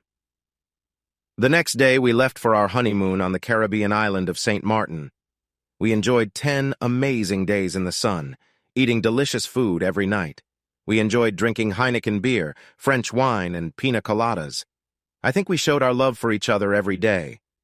I surprised Debbie by taking her to some beaches where people could leave their clothes off.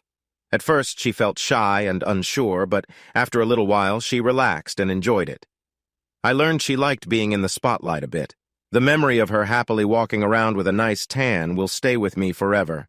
It also helped that she was one of the most beautiful women on any beach we went to. When we got back home, we felt relaxed and ready to start our married life. I began a 6-month daytime job for the first time since I started my training. This change limited the side jobs I could take, but it meant we could spend every evening together. It also helped us reconnect with some old friends from high school that we hadn't seen much in the past few years. We were doing well financially. Debbie was so comfortable in her job that she used about half of her salary to pay off her student loans. We wanted to pay them down before we started a family. Every weekend we went to parties or danced at rock and roll bars. We even went camping twice more before it got too cold. Our group of friends, mostly from high school, became a close-knit circle. We were all pretty young, some with kids and others planning to have them soon. Sometimes we went out to bars together, but mostly we gathered for barbecues, chili cook-offs, or just enjoyed time at someone's home. I felt sad when it was time to switch back to night shifts.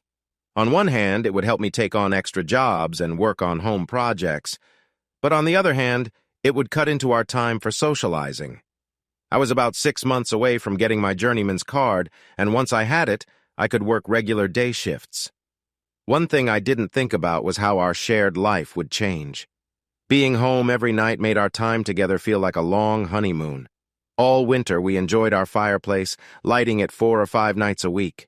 Each time we sat together by the fire, we focused only on one another. We were close every other night and even more on weekends. But when I went back to night shifts, things changed. Other than on weekends, our time together became very rare. Debbie didn't like it when I came home late and woke her up.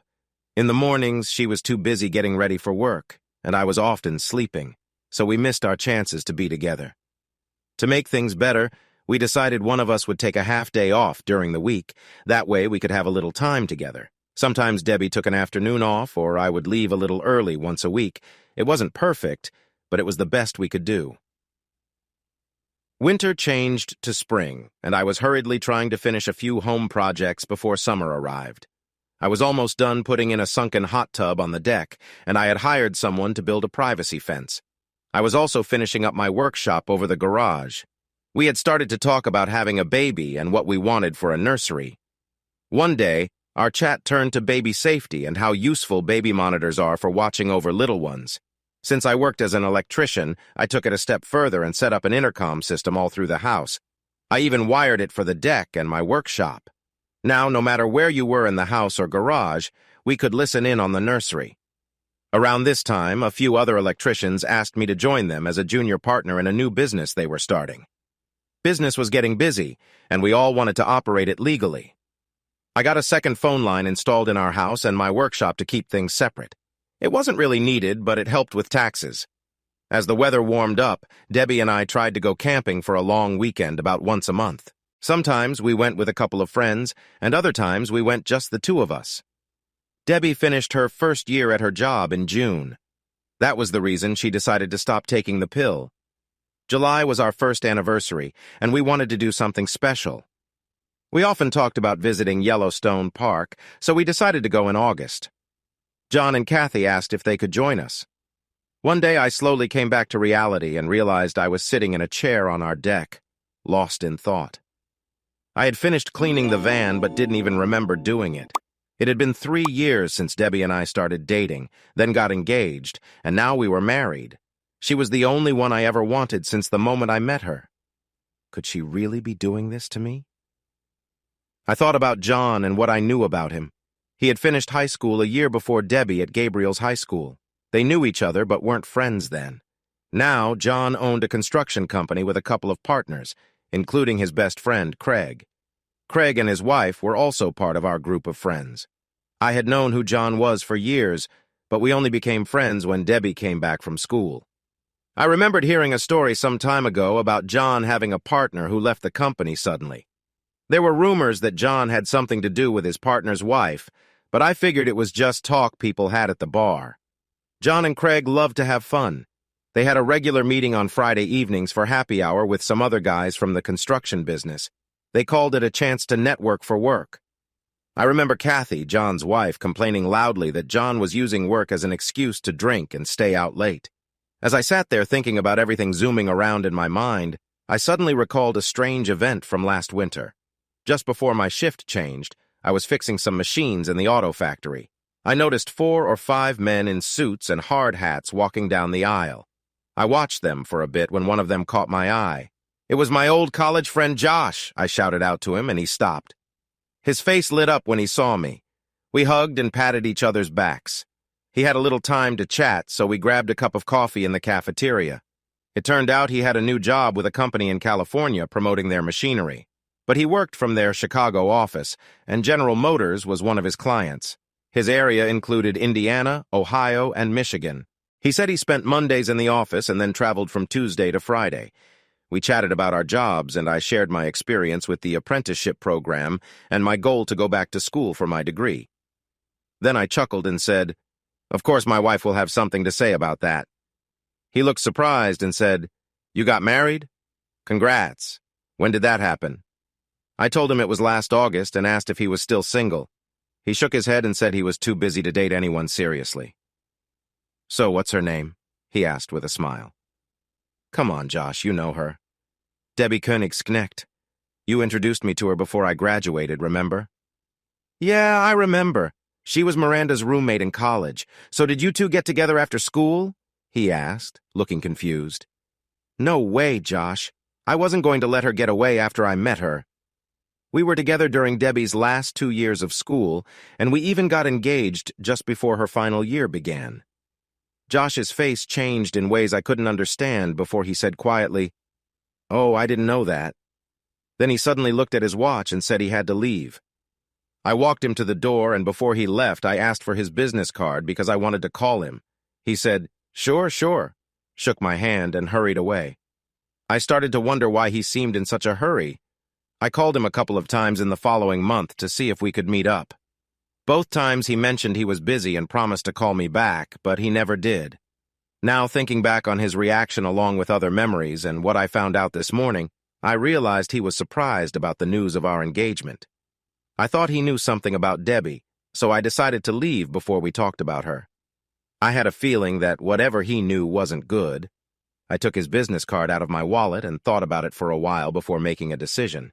Since it was Monday, I believed he would be at his office. I picked up the kitchen phone and quickly dialed his number. When he picked up, I said quietly, "Josh, it's Dave." "Oh, hey, Dave, what's going on?" he replied, sounding cautious. "I was hoping we could meet up this week since you're around," I said. I don't think this week will be good," he replied. "Listen, Josh, I know you're avoiding me. I have some information about Debbie that I think you already know. I really want to talk to you about it," I said plainly. There was a quiet pause for a few minutes before he replied, "Are you sure you want to do this, Dave? Wouldn't it be better to just leave things alone?" "No, Josh. I think whatever is going on is still happening. We used to be good friends, and I trust you to tell me the truth." There was quiet on the phone, and then he said, "Okay, Dave, I can change my plans and be there tomorrow. Will that be okay?" "That would be great, Josh. Let's meet at the Westgate Tavern near the assembly plant. You know where that is?" "Yes, I can be there by about 1. "Thanks, Josh. I know this isn't easy for you, but it really means a lot to me." We ended the call, and I went back to getting ready for the trip to Yellowstone. I thought about finishing some projects around the house, but then I wondered, does that even matter anymore?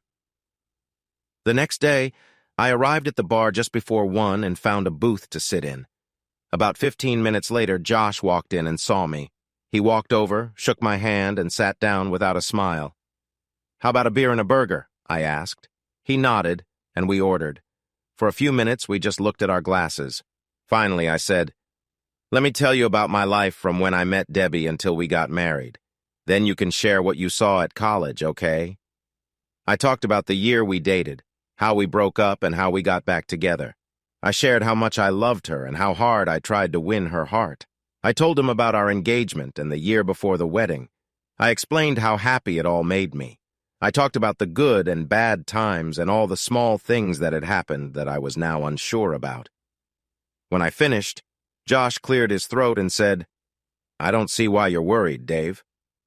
Then I shared the story of the Yellowstone trip and what I found when I cleaned the van. I couldn't ignore the conclusion I came to. When I was done, Dave looked upset and said, "Wow, women." He shook his head. He paused for a while, then said, "Did you know I still see Miranda from time to time?" I shook my head no. She still lives in her hometown of Milwaukee, but comes to Chicago for work sometimes. Anyway, after we ran into each other and you told me about getting married, I called her and planned to meet for dinner the next time she was in town. Usually she is really nice. We went out several times in college and even spent some time together, but we still stayed friends. However, as soon as I mentioned that I saw you, she became quiet. I got upset with her and said that she and Debbie were trying to trick you. I made her feel really bad, and in the end, she talked about everything. I think she felt better after that. Miranda and Debbie lived together for the last 3 years of college. It turns out Miranda was the only one Debbie spoke to about you. I need to tell you, Dave, some of it is not nice. It can't be worse than what I imagine, I said with bitterness. Well, only you can decide that, he replied, looking uneasy. You probably didn't know that I spent the first semester of our junior year studying in Europe. That's why we lost touch. When I came back for the second semester, I'd forgotten that you and Debbie had gone out before I left. Debbie was acting the same as she did the year before, going out a few times a week. But this time, her dating was more serious. She would go out with a guy for a month or so. Once things started getting serious, she would break it off.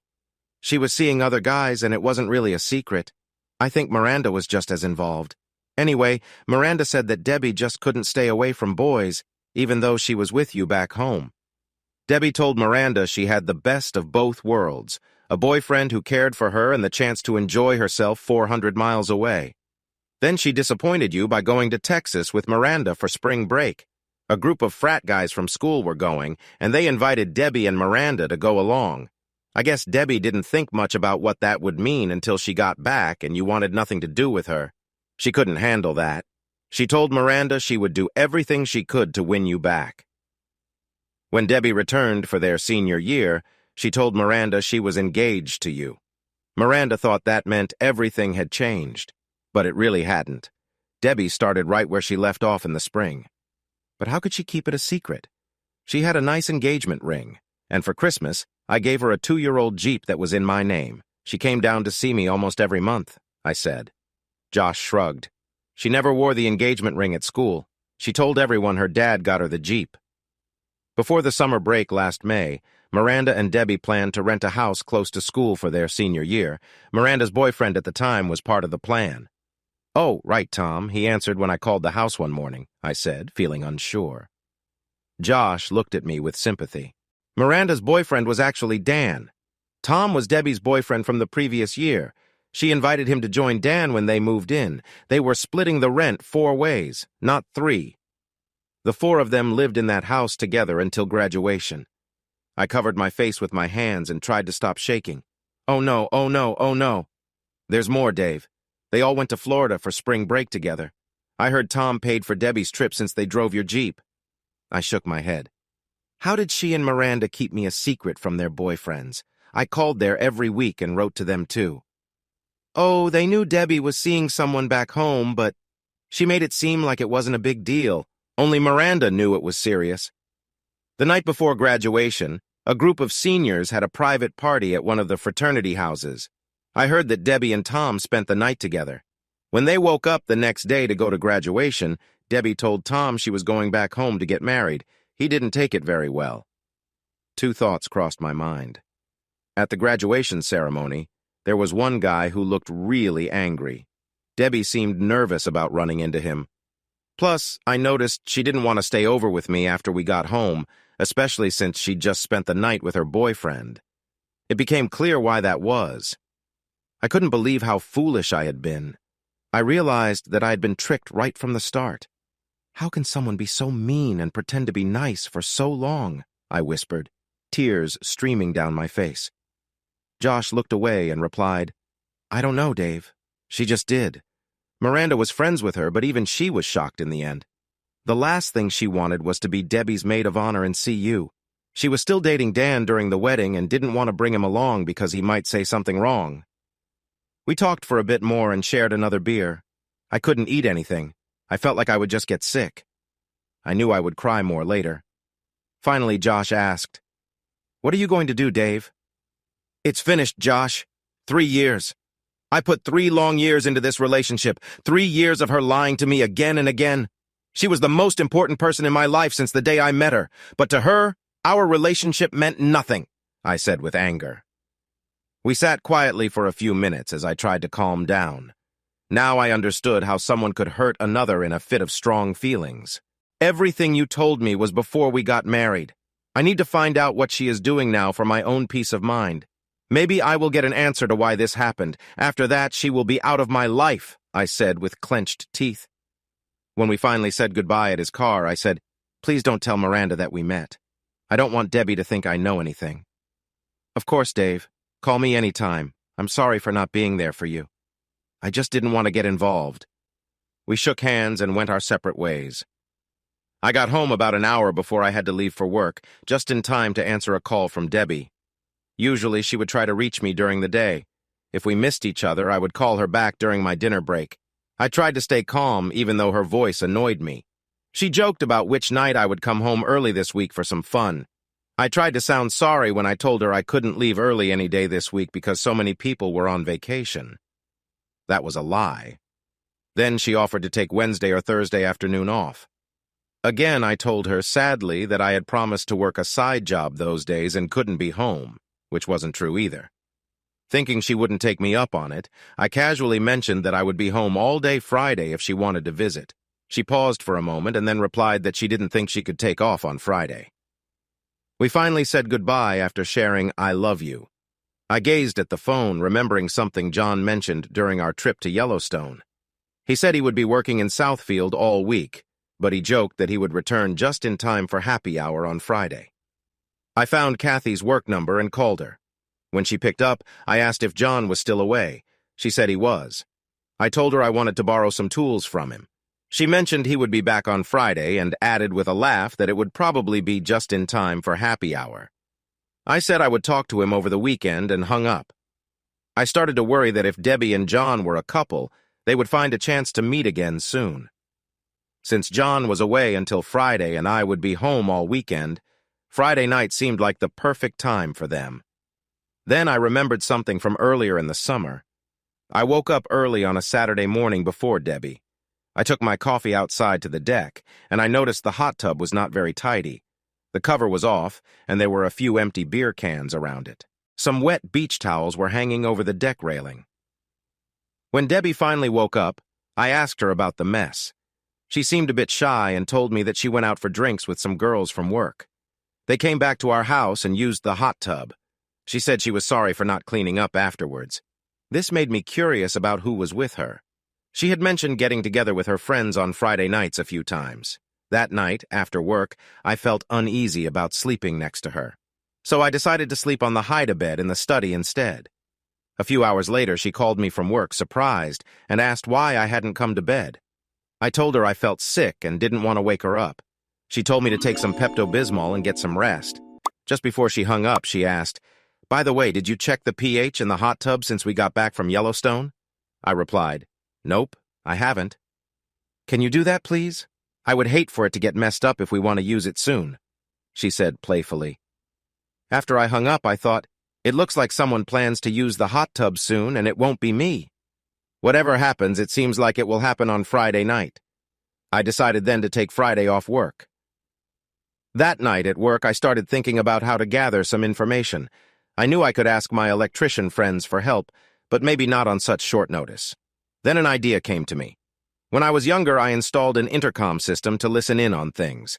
The next morning, I grabbed some tools and began taking off the covers of the intercoms. I discovered that by adjusting a few wires, I could set each unit to only send sound. I made changes to all of them, including the one near the hot tub. Now, the only intercom that could receive sound was the one in my workshop above the garage. I tested them with a portable radio and found that I could hear it in every room from my workshop. To improve it further, I ran to an electronics store and bought 6 tiny, very sensitive microphones. I replaced the original parts in the intercoms with these new microphones and noticed their ability to pick up sound was about 20% better. After finishing this project, I sat in my workshop, realizing that now I could listen in on everything happening in the house. I needed a way to record what I heard. I had an old tape player that one of the other electricians had given me to try out. It was a reel-to-reel type, which made it feel pretty outdated. I had recorded some music on it and sometimes played it while I was working on other projects. That day, I decided to test it again. I put the microphone close to the intercom speaker and tried it out with the radio from a couple of rooms in the house. When I played it back, it sounded great. The tape reel was so big that I thought it could hold more than 6 hours of recordings. I stood up and looked out the small window. The garage was placed at a good angle so I could see the backyard, the deck, and part of the kitchen through the sliding glass door. If the shades were up, I could also look into the master bedroom upstairs. At night, I would probably just see some shadows unless the light was just right. But I thought that sound would be enough for what I needed. That night at work, I called home like I usually did. Debbie and I talked for a little while. She told me she missed me a lot and wished I could come home early. I acted sad, pretending I really couldn't. I promised her we would have fun together this weekend. She asked casually if the hot tub was working, and I said it was fine, but that wasn't true. I slept on the hide-a-bed again that night, like I had all week. On Friday, Debbie called me just before I was about to leave for work. She said she was going out for drinks and maybe dinner with some friends after work. She wanted to let me know in case I tried to call and she wasn't back. I told her no problem. I mentioned I had to work some extra hours that night, so I would be home a bit late, too. The way she was twisting the truth and lying so easily shocked me. She seemed so relaxed about it. How had I let myself be tricked for over 3 years? Was it because she was pretty? Was I so wrapped up in being in love that I couldn't see what was happening around me? Did I have a big flaw that let her hurt me like this? As I thought about these questions, I moved the van to a quiet street a few blocks away from my house. There was a small path through some trees in our mostly empty neighborhood that I used to sneak around to the back of our garage without being seen. I quietly slipped in through the back door and went up to the workshop. I sank into an old, worn-out chair I had there. I leaned back and closed my eyes, feeling suddenly tired after days without enough sleep and too much worry. Out of nowhere, I woke up to darkness inside and outside.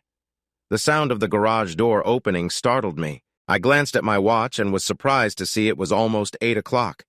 I had been asleep for nearly 3 hours. I quietly walked to the door leading down to the garage and opened it just a little. I saw the Jeep pull in and noticed Debbie's head as she walked back outside. I quietly moved to the dormer window, where I could see part of a car in the driveway. John was standing in the soft light from the porch. They came together and hugged, then walked toward the house and went inside. I could hear the keys jingling in the lock, then the door opened and voices started to come through. I quickly turned on the recorder and sat down at my workbench so I could watch the back of the house. "Just wait a bit," Debbie said with a laugh. John replied with something I couldn't hear. "I need to use the bathroom. Pour me a glass of wine and get a beer," she said, as she walked through the kitchen. I heard her press the button on the answering machine on the counter as she passed by, and the message played back saying, "No new messages." After a moment, I noticed a light turn on in our bedroom. I saw her walk by the open window and into the master bathroom. I could hear her wash her hands and the toilet flush. At the same time, I could hear John looking through our pantry. I heard the sound of bottles clinking. Then I heard a cork pop as he opened a bottle of wine and poured a glass. The fridge door opened, and I heard him twist the cap off a beer. I felt annoyed because it was clear he knew where everything was and was acting like he belonged there. Debbie walked out of the bathroom again, right in front of the bedroom window. I was surprised to see that she seemed to be unclothed.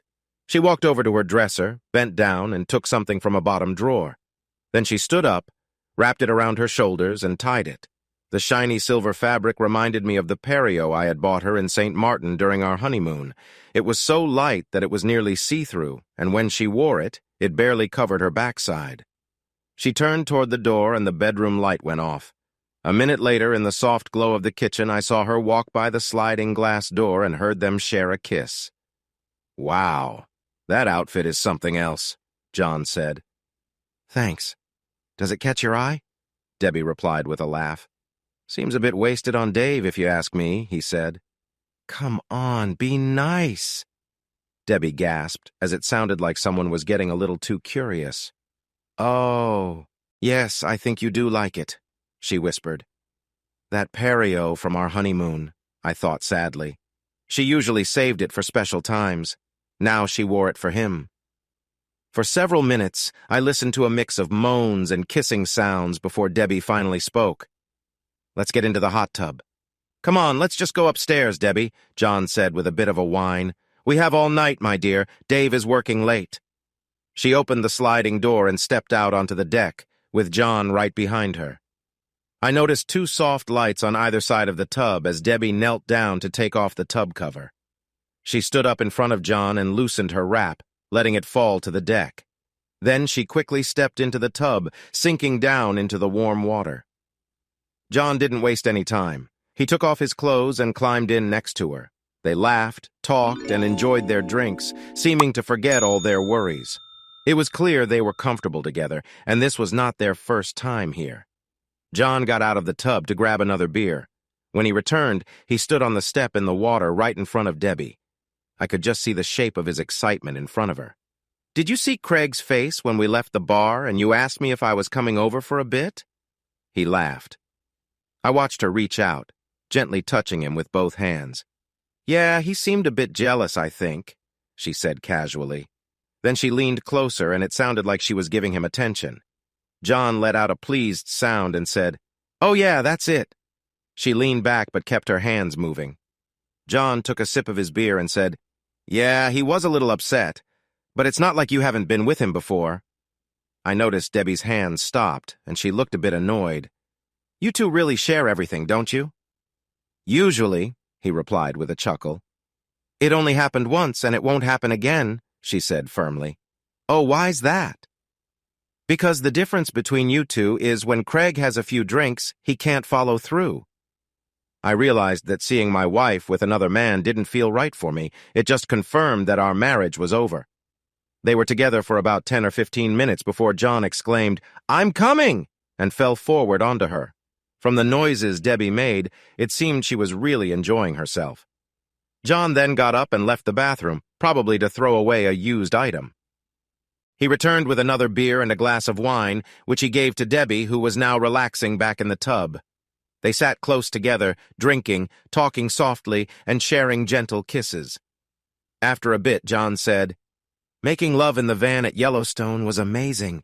Skipping the hike so we could have some time alone was clever." Debbie laughed and replied, "If Dave and Kathy only knew, all they talked about was the lake and the fishing. Ha, I think I had the better view. And boy, did I really need that. It was the only time I connected with someone during the whole trip," John complained. "What's wrong? You and Kathy not getting along?" "We're fine by her standards, but since Jake was born, she thinks that being intimate is only for having kids, not for fun. Suddenly, she acts like the good Catholic girl she never was when we dated. Now, when I want to be close, it's a huge discussion. And even then, it's just the same old thing in the dark," he said with a frown.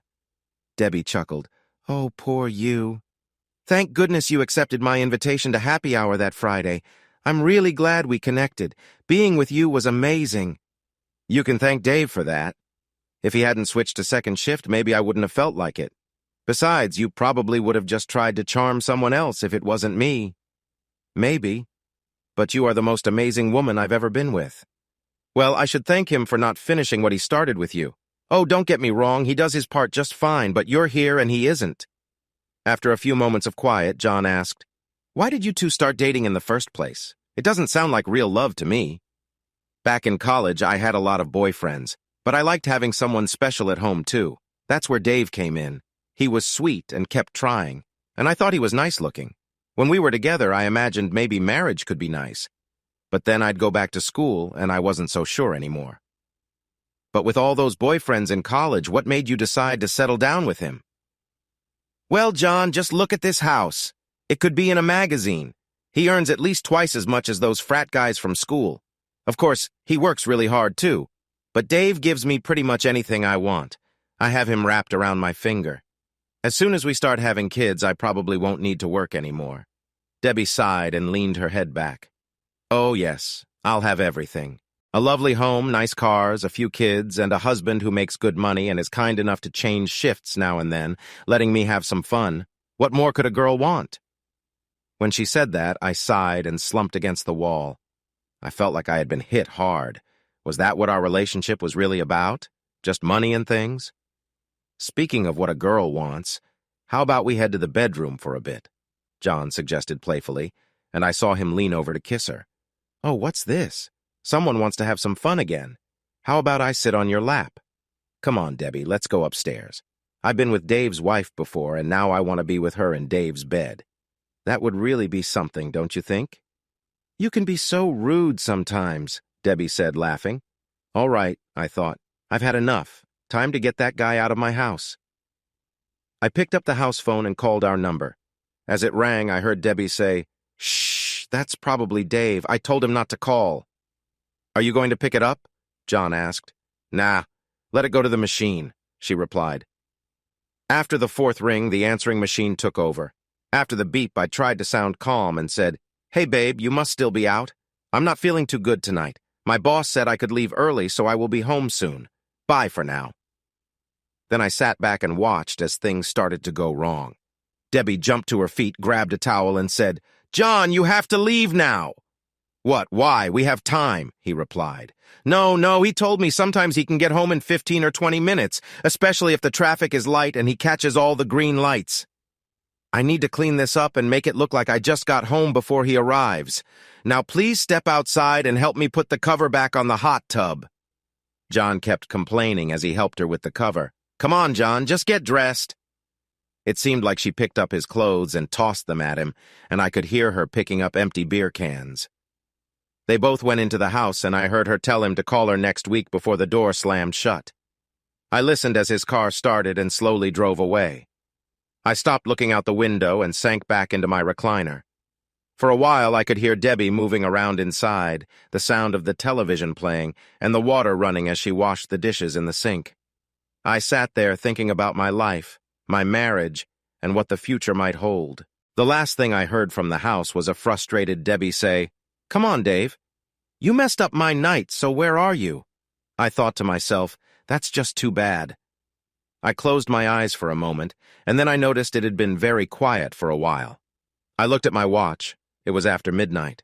The house was dark and still except for the porch light. I turned off the tape recorder, exited through the back door of the garage, and walked back to the van. I drove around to the front of the house and parked in the driveway. Without turning on the lights, I quietly entered the house. Not feeling tired, I grabbed a soda from the fridge and went out onto the deck. I sat there in the dark, watching the stars and thinking that I would have to end things tomorrow. A heavy feeling of sadness settled over me like a dark cloud. With a sigh, I got up and walked toward the house. As I did, I kicked something that quickly moved toward the hot tub. I bent down and picked up what looked like a wallet. I stepped into the kitchen and opened it. By the light of the night, I could see John's driver's license. I carefully walked up the stairs and paused for a moment at the bedroom door. I listened to Debbie's calm breathing. Then, I turned towards my study and my pull-out bed, deciding to sleep alone again. I tossed the wallet onto the desk and a bunch of things fell out. Something shiny caught my eye. I reached down and picked up a small packet. I slowly put it back on the desk and lay down on the pull-out bed, pulling the blanket up over me. I woke up slowly as sunlight filled the room. I could hear the soft sound of the shower running in the master bathroom. Everything that had happened the night before flooded back to me all at once. I managed to stand up and shuffled into the other bathroom to take care of things. After that, I washed my face and looked into the mirror at my tired eyes. I walked back into our bedroom just as Debbie came out of the master bathroom, wrapped in a towel. "Hey, what happened to you last night?" she asked. "What do you mean?" I replied, feeling a bit confused. "You said you would be home early, but you never came." She stepped closer and gave me a quick kiss on the lips. "Something came up at work, and my boss made me stay until after midnight," I explained. "Are you feeling okay now? You really need to shave," she said, gently touching my cheek. "I still feel a bit sick," I admitted, which was the honest truth. She smiled warmly at me. "Well, I have something that will help you feel better," she said as she took off her towel. Her beauty always amazed me, and I couldn't help but admire her. She smiled wider when she saw how I reacted. I looked into her eyes, searching for any signs of guilt or doubt. "Of course you need to keep him away from the beer so he can last longer." Debbie finally managed to say with a weak voice, "What did you say?" I leaned in close to her and said firmly, "I think you heard me." "Now get out of my house!" I nearly shouted. She looked so shocked that she rolled away from me and fell off the bed, landing with a thud. Her head popped up from the blankets, her eyes wide and her mouth open until she stuttered, You're not making any sense." "No? Or maybe Tom would be ready to help. You remember Tom? Your roommate from college?" I said with a sarcastic tone, making her gasp. I went over to her drawers and pulled them open. I tossed a pair of jeans and a shirt at her and said, "Get dressed, now." "You're leaving." She stood across the bed from me, starting to cry. But Dave, I live here." "Not anymore. Now get dressed or you'll have to go outside like that." I grabbed my clothes and went into the living room. I pulled the phone book from the drawer and found the number for Yellow Cab. I called and asked for a taxi to come quickly. I put on my clothes and returned to the bedroom. Debbie was sitting on the edge of the bed, wearing only her underwear and crying. "What don't you get?" I said, grabbing her arm and pulling her up. "Put your clothes on now!" I was shouting again. All I wanted was for her to leave as fast as possible. Crying, she struggled to put on her jeans. I searched through her closet and tossed a pair of sandals to her. She pulled a shirt over her head, and without looking at me, she cried, "Please, Dave, I love you. Don't do this to me." Angry, I replied, "You love me? What does that even mean? You are a liar who doesn't understand what love really is." She fell down and cried on the floor, hugging her head. I picked up her sandals and took her hands, pulling her back onto her knees. Then I started to drag her to the door. She got back on her feet as we reached the hallway and began to go down the stairs. She stumbled and fell again before we reached the bottom, but I kept pulling her along on the floor into the kitchen. When I let go, she just sat there with her hands over her face, crying. I filled a glass with water and poured it over her head. She gasped and tried to stand up, using the kitchen counter to help her balance because she was so upset. Just then, I heard a car horn from the driveway, and she looked up with a confused expression and whispered, "What's that? That's your cab. You're going for a ride." But, what about my Jeep? I have a Jeep. No, I have a Jeep. It's in my name, remember? She looked shocked as I grabbed her key ring and took off the house and car keys. I tossed the key ring into her purse and handed it back to her. "Come on, let's go." I gently took her arm and led her toward the side door. She tried to speak through her tears, but I wasn't paying attention. I helped her into the back seat of the cab and closed the door. I leaned into the cab and gave the driver a 50. "Take her to 5935 West Barnes Road," I told him. The driver looked at the woman in the back seat who was still very upset. "Are you sure?" he asked. "Yeah, that's where she lives now. Here's another 20 to make sure she doesn't come back here." "You got it." He quickly put the car in reverse and backed out of the driveway. I watched them drive away and then slowly walked back inside the house. I took a beer from the refrigerator and sank into a kitchen chair, staring blankly at the wall as my anger faded. It was over. Really over. For almost 3 years, my life had been about Debbie. Everything I did was to make her happy. I felt empty and lost as I understood that was all finished. For a while, I just sat there with tears on my cheeks. Eventually, I began to think about what I needed to do next and what would follow after that. Then I laughed with relief when I realized I had a plan. My life had not ended. I picked up the phone and dialed. "Carl, it's Dave. I wanted to let you know that Debbie is on her way to your house. She's no longer welcome here. You can send someone to grab the rest of her things. And no, I don't want to talk about it right now. Bye." I hung up. I sat there, sipping my beer, and felt the stress melt away. Once I finished the beer, I went upstairs, took a long, hot shower, shaved, and put on fresh clothes. I stood in our bedroom, thinking about where to start. I grabbed some boxes and filled them with Debbie's personal items. Then I began going through Debbie's closets and drawers, putting everything into trash bags. When I was done, a big pile was on the floor. I took a box into the den to pack up Debbie's college books. As I did, I noticed John's wallet on the desk. I picked it up and looked through it thoughtfully. Deciding what to do next, I picked up the phone and called him. After a few rings, Kathy answered. I always liked Kathy. She was smart, cute, hardworking, and fun to be around. I felt bad about what I was about to say, but she needed to hear the truth. "Kathy, it's Dave. Is John there?" "Hi, Dave. He's still sleeping.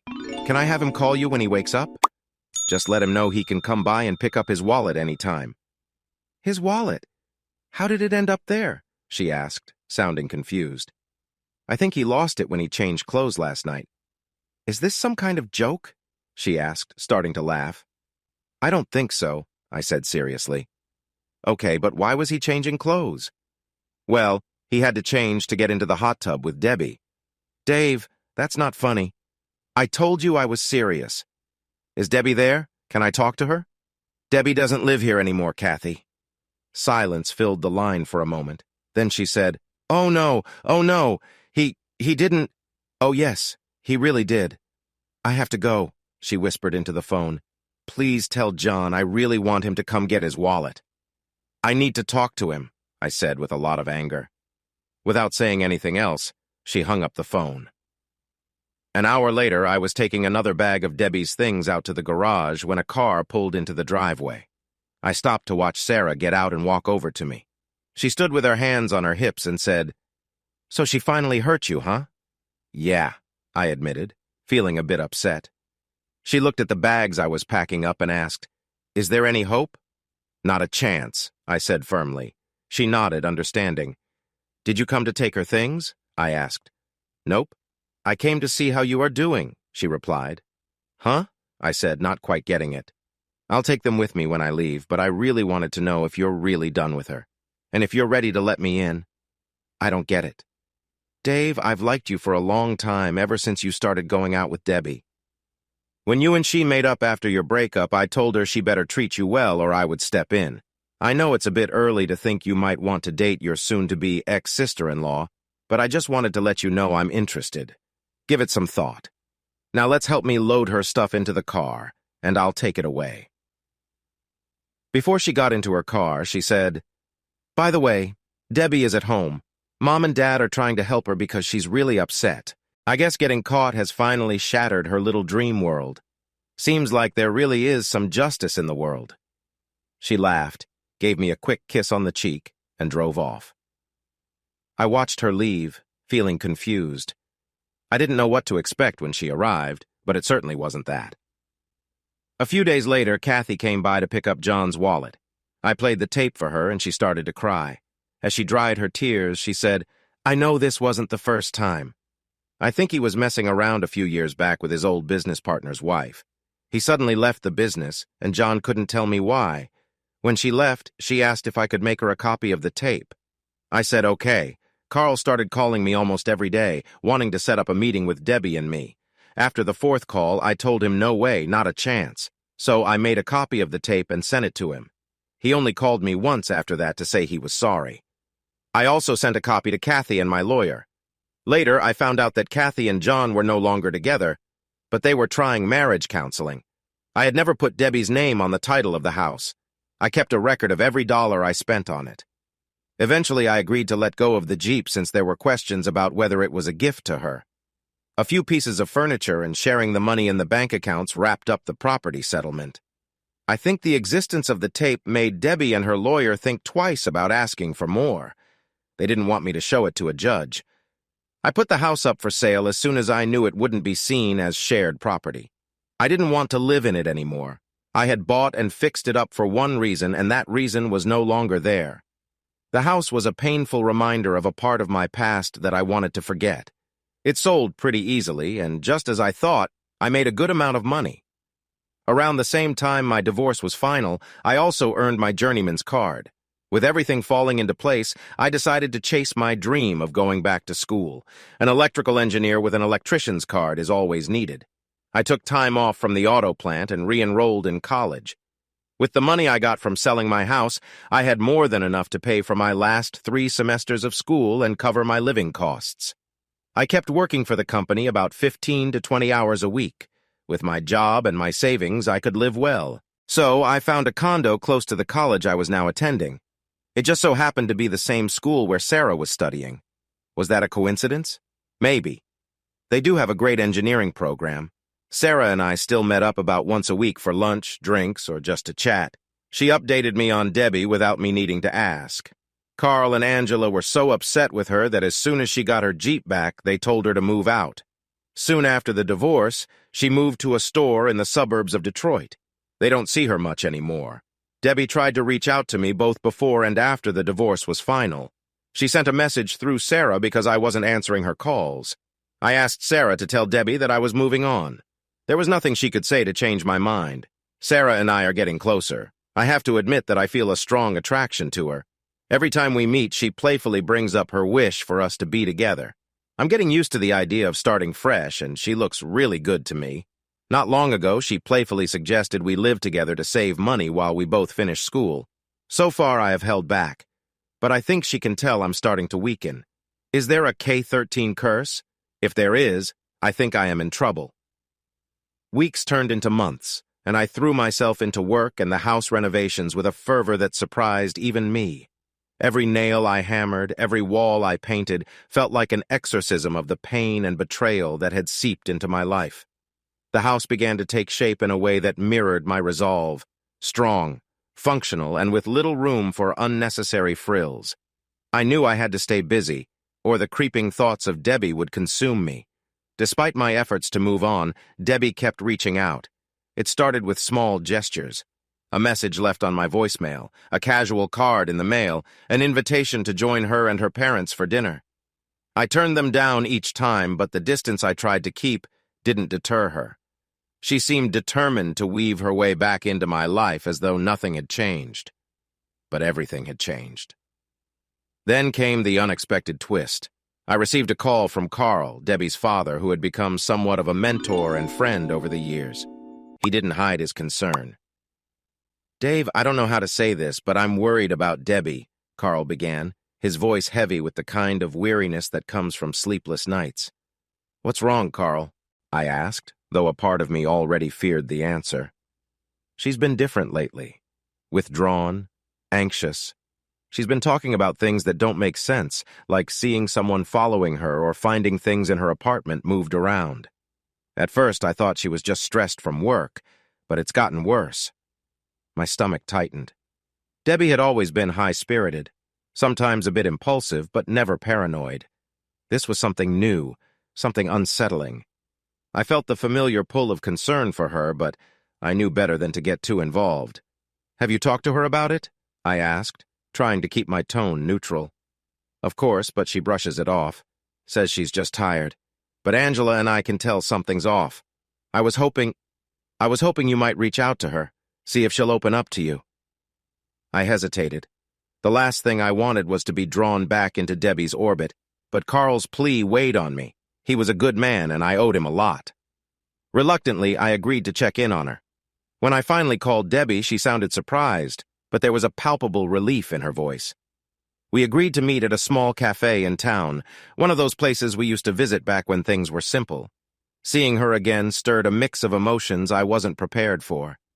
Debbie looked tired, her once vibrant eyes dulled by something more than just lack of sleep. She smiled when she saw me, but it didn't reach her eyes. "Dave, thank you for coming," she said softly as we settled into a booth near the back of the cafe. "No problem, Debbie. Your dad called me. He's worried about you. And well, so am I admitted. She looked down at her hands, twisting the ring I had given her so long ago. It struck me that she was still wearing it, even after everything. "I don't know what's happening, Dave. I feel like I'm losing my mind," she whispered. "It's like someone's watching me, but when I try to catch them, there's no one there. And at home, it's like someone's been there, moving things, leaving the lights on. I don't understand it." I frowned, trying to piece together what she was telling me. Debbie wasn't the type to imagine things, and the fear in her voice was real. "Have you talked to anyone else about this? Like the police?" I asked. She shook her head. "I'm afraid they'll think I'm crazy. Maybe I am." I reached across the table, placing my hand over hers. "You're not crazy, Debbie. But you need to take this seriously. Let's get you some help, okay? Maybe a private investigator or at least a therapist who can help you sort through what's happening." She nodded, looking more vulnerable than I had ever seen her. "Okay, Dave. I'll do that. Thank you." We parted ways after that, but the conversation stayed with me. Something about her story didn't sit right, and I couldn't shake the feeling that there was more to it than just paranoia. I decided to do some digging on my own, just to see if there was anything I could find that might explain what was happening to her. The more I looked into it, the more bizarre the situation became. There were no signs of a break-in at her apartment, no suspicious activity reported in the area. But Debbie's fear wasn't unfounded. She was genuinely scared, and I began to wonder if this was some kind of elaborate game someone was playing with her. I eventually enlisted the help of a private investigator, a no-nonsense guy named Rick, who had a reputation for uncovering the truth, no matter how unpleasant. He agreed to take on the case, though he warned me it might not be what I wanted to hear. A few weeks later, Rick called me with his findings. His voice was grim. "Dave, I've got some news. I'm not sure how you'll take it, but you need to hear it." I braced myself. "Go ahead." Debbie's not being followed, at least not by anyone other than herself. But she's definitely not alone in this. "What do you mean?" Rick sighed. "She's been involved with someone else, Dave, a guy named Tom. He's been in and out of her life for a while now, even before you two got back together. The reason she's paranoid is because things have gone south with him. She broke it off, but he didn't take it well. That's why she's seeing things, hearing things. He's been messing with her, trying to scare her." The words hit me like a punch to the gut. I felt a cold anger rising inside me, but it was tempered by a strange sense of relief. At least I wasn't the one losing my mind. "Do you know where he is now?" I asked, my voice steady despite the turmoil inside. "He's been laying low, but I've got a lead on his location. What do you want to do?" I paused, considering my options. I could let the authorities handle it, let them deal with Tom and whatever twisted game he was playing. But a part of me wanted to confront him myself, to see the face of the man who had torn apart what little piece I had left. "Let's find him," I said, my decision made. Rick gave me an address, a rundown apartment on the outskirts of town. I decided to go alone, despite Rick's offer to come with me. This was something I needed to do on my own. When I arrived, the place was as shabby as I expected. The building looked like it hadn't seen a coat of paint in decades, and the windows were streaked with grime. I made my way up the creaking stairs, my heart pounding in my chest. The door to Tom's apartment was slightly ajar, and I pushed it open, stepping into the dimly lit space. The stench of stale beer and unwashed clothes hit me immediately. The place was a mess, with empty bottles and discarded takeout containers littering the floor. And there, slouched on the couch, was Tom. He looked up as I entered, his bloodshot eyes narrowing in recognition. He was younger than I expected, probably in his late 20s, with greasy hair and a thin, wiry frame.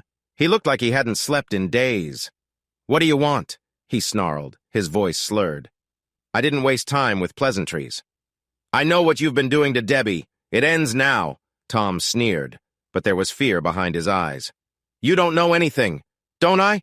I know you've been following her, breaking into her place, trying to scare her. You think that's going to make her come back to you?" He stood up, unsteady on his feet. "She's mine. She belongs with me, not you." I stepped closer, my fists clenched at my sides. "She's not yours. She's not anyone's. And if you come near her again, you'll regret it." Tom's bravado faltered, and he stumbled back, knocking over a stack of beer cans. "You can't tell me what to do?" "Maybe not, but the cops can. I've got enough on you to make sure you spend the next few years behind bars. So you've got a choice. Leave her alone, or I make sure you never have the chance to hurt anyone again." He glared at me, but the fight had gone out of him. "Fine. She's not worth it anyway." I didn't wait for him to say anything else. I turned and walked out, leaving him to stew in his own misery. As I drove away, I felt a strange mix of emotions. Satisfaction at confronting him, sadness for what could have been, and a deep sense of finality. Whatever feelings I had left for Debbie, they were now buried under the rubble of our broken relationship. The following weeks were a blur. I focused on work, on finishing the house, on anything that would keep my mind off Debbie and the mess that had unfolded. I didn't hear from her, and I didn't reach out. I hoped she was okay, but I knew I had done all I could. Then, one day out of the blue, I received a call from Carl. His voice was strained, and I could tell something was wrong.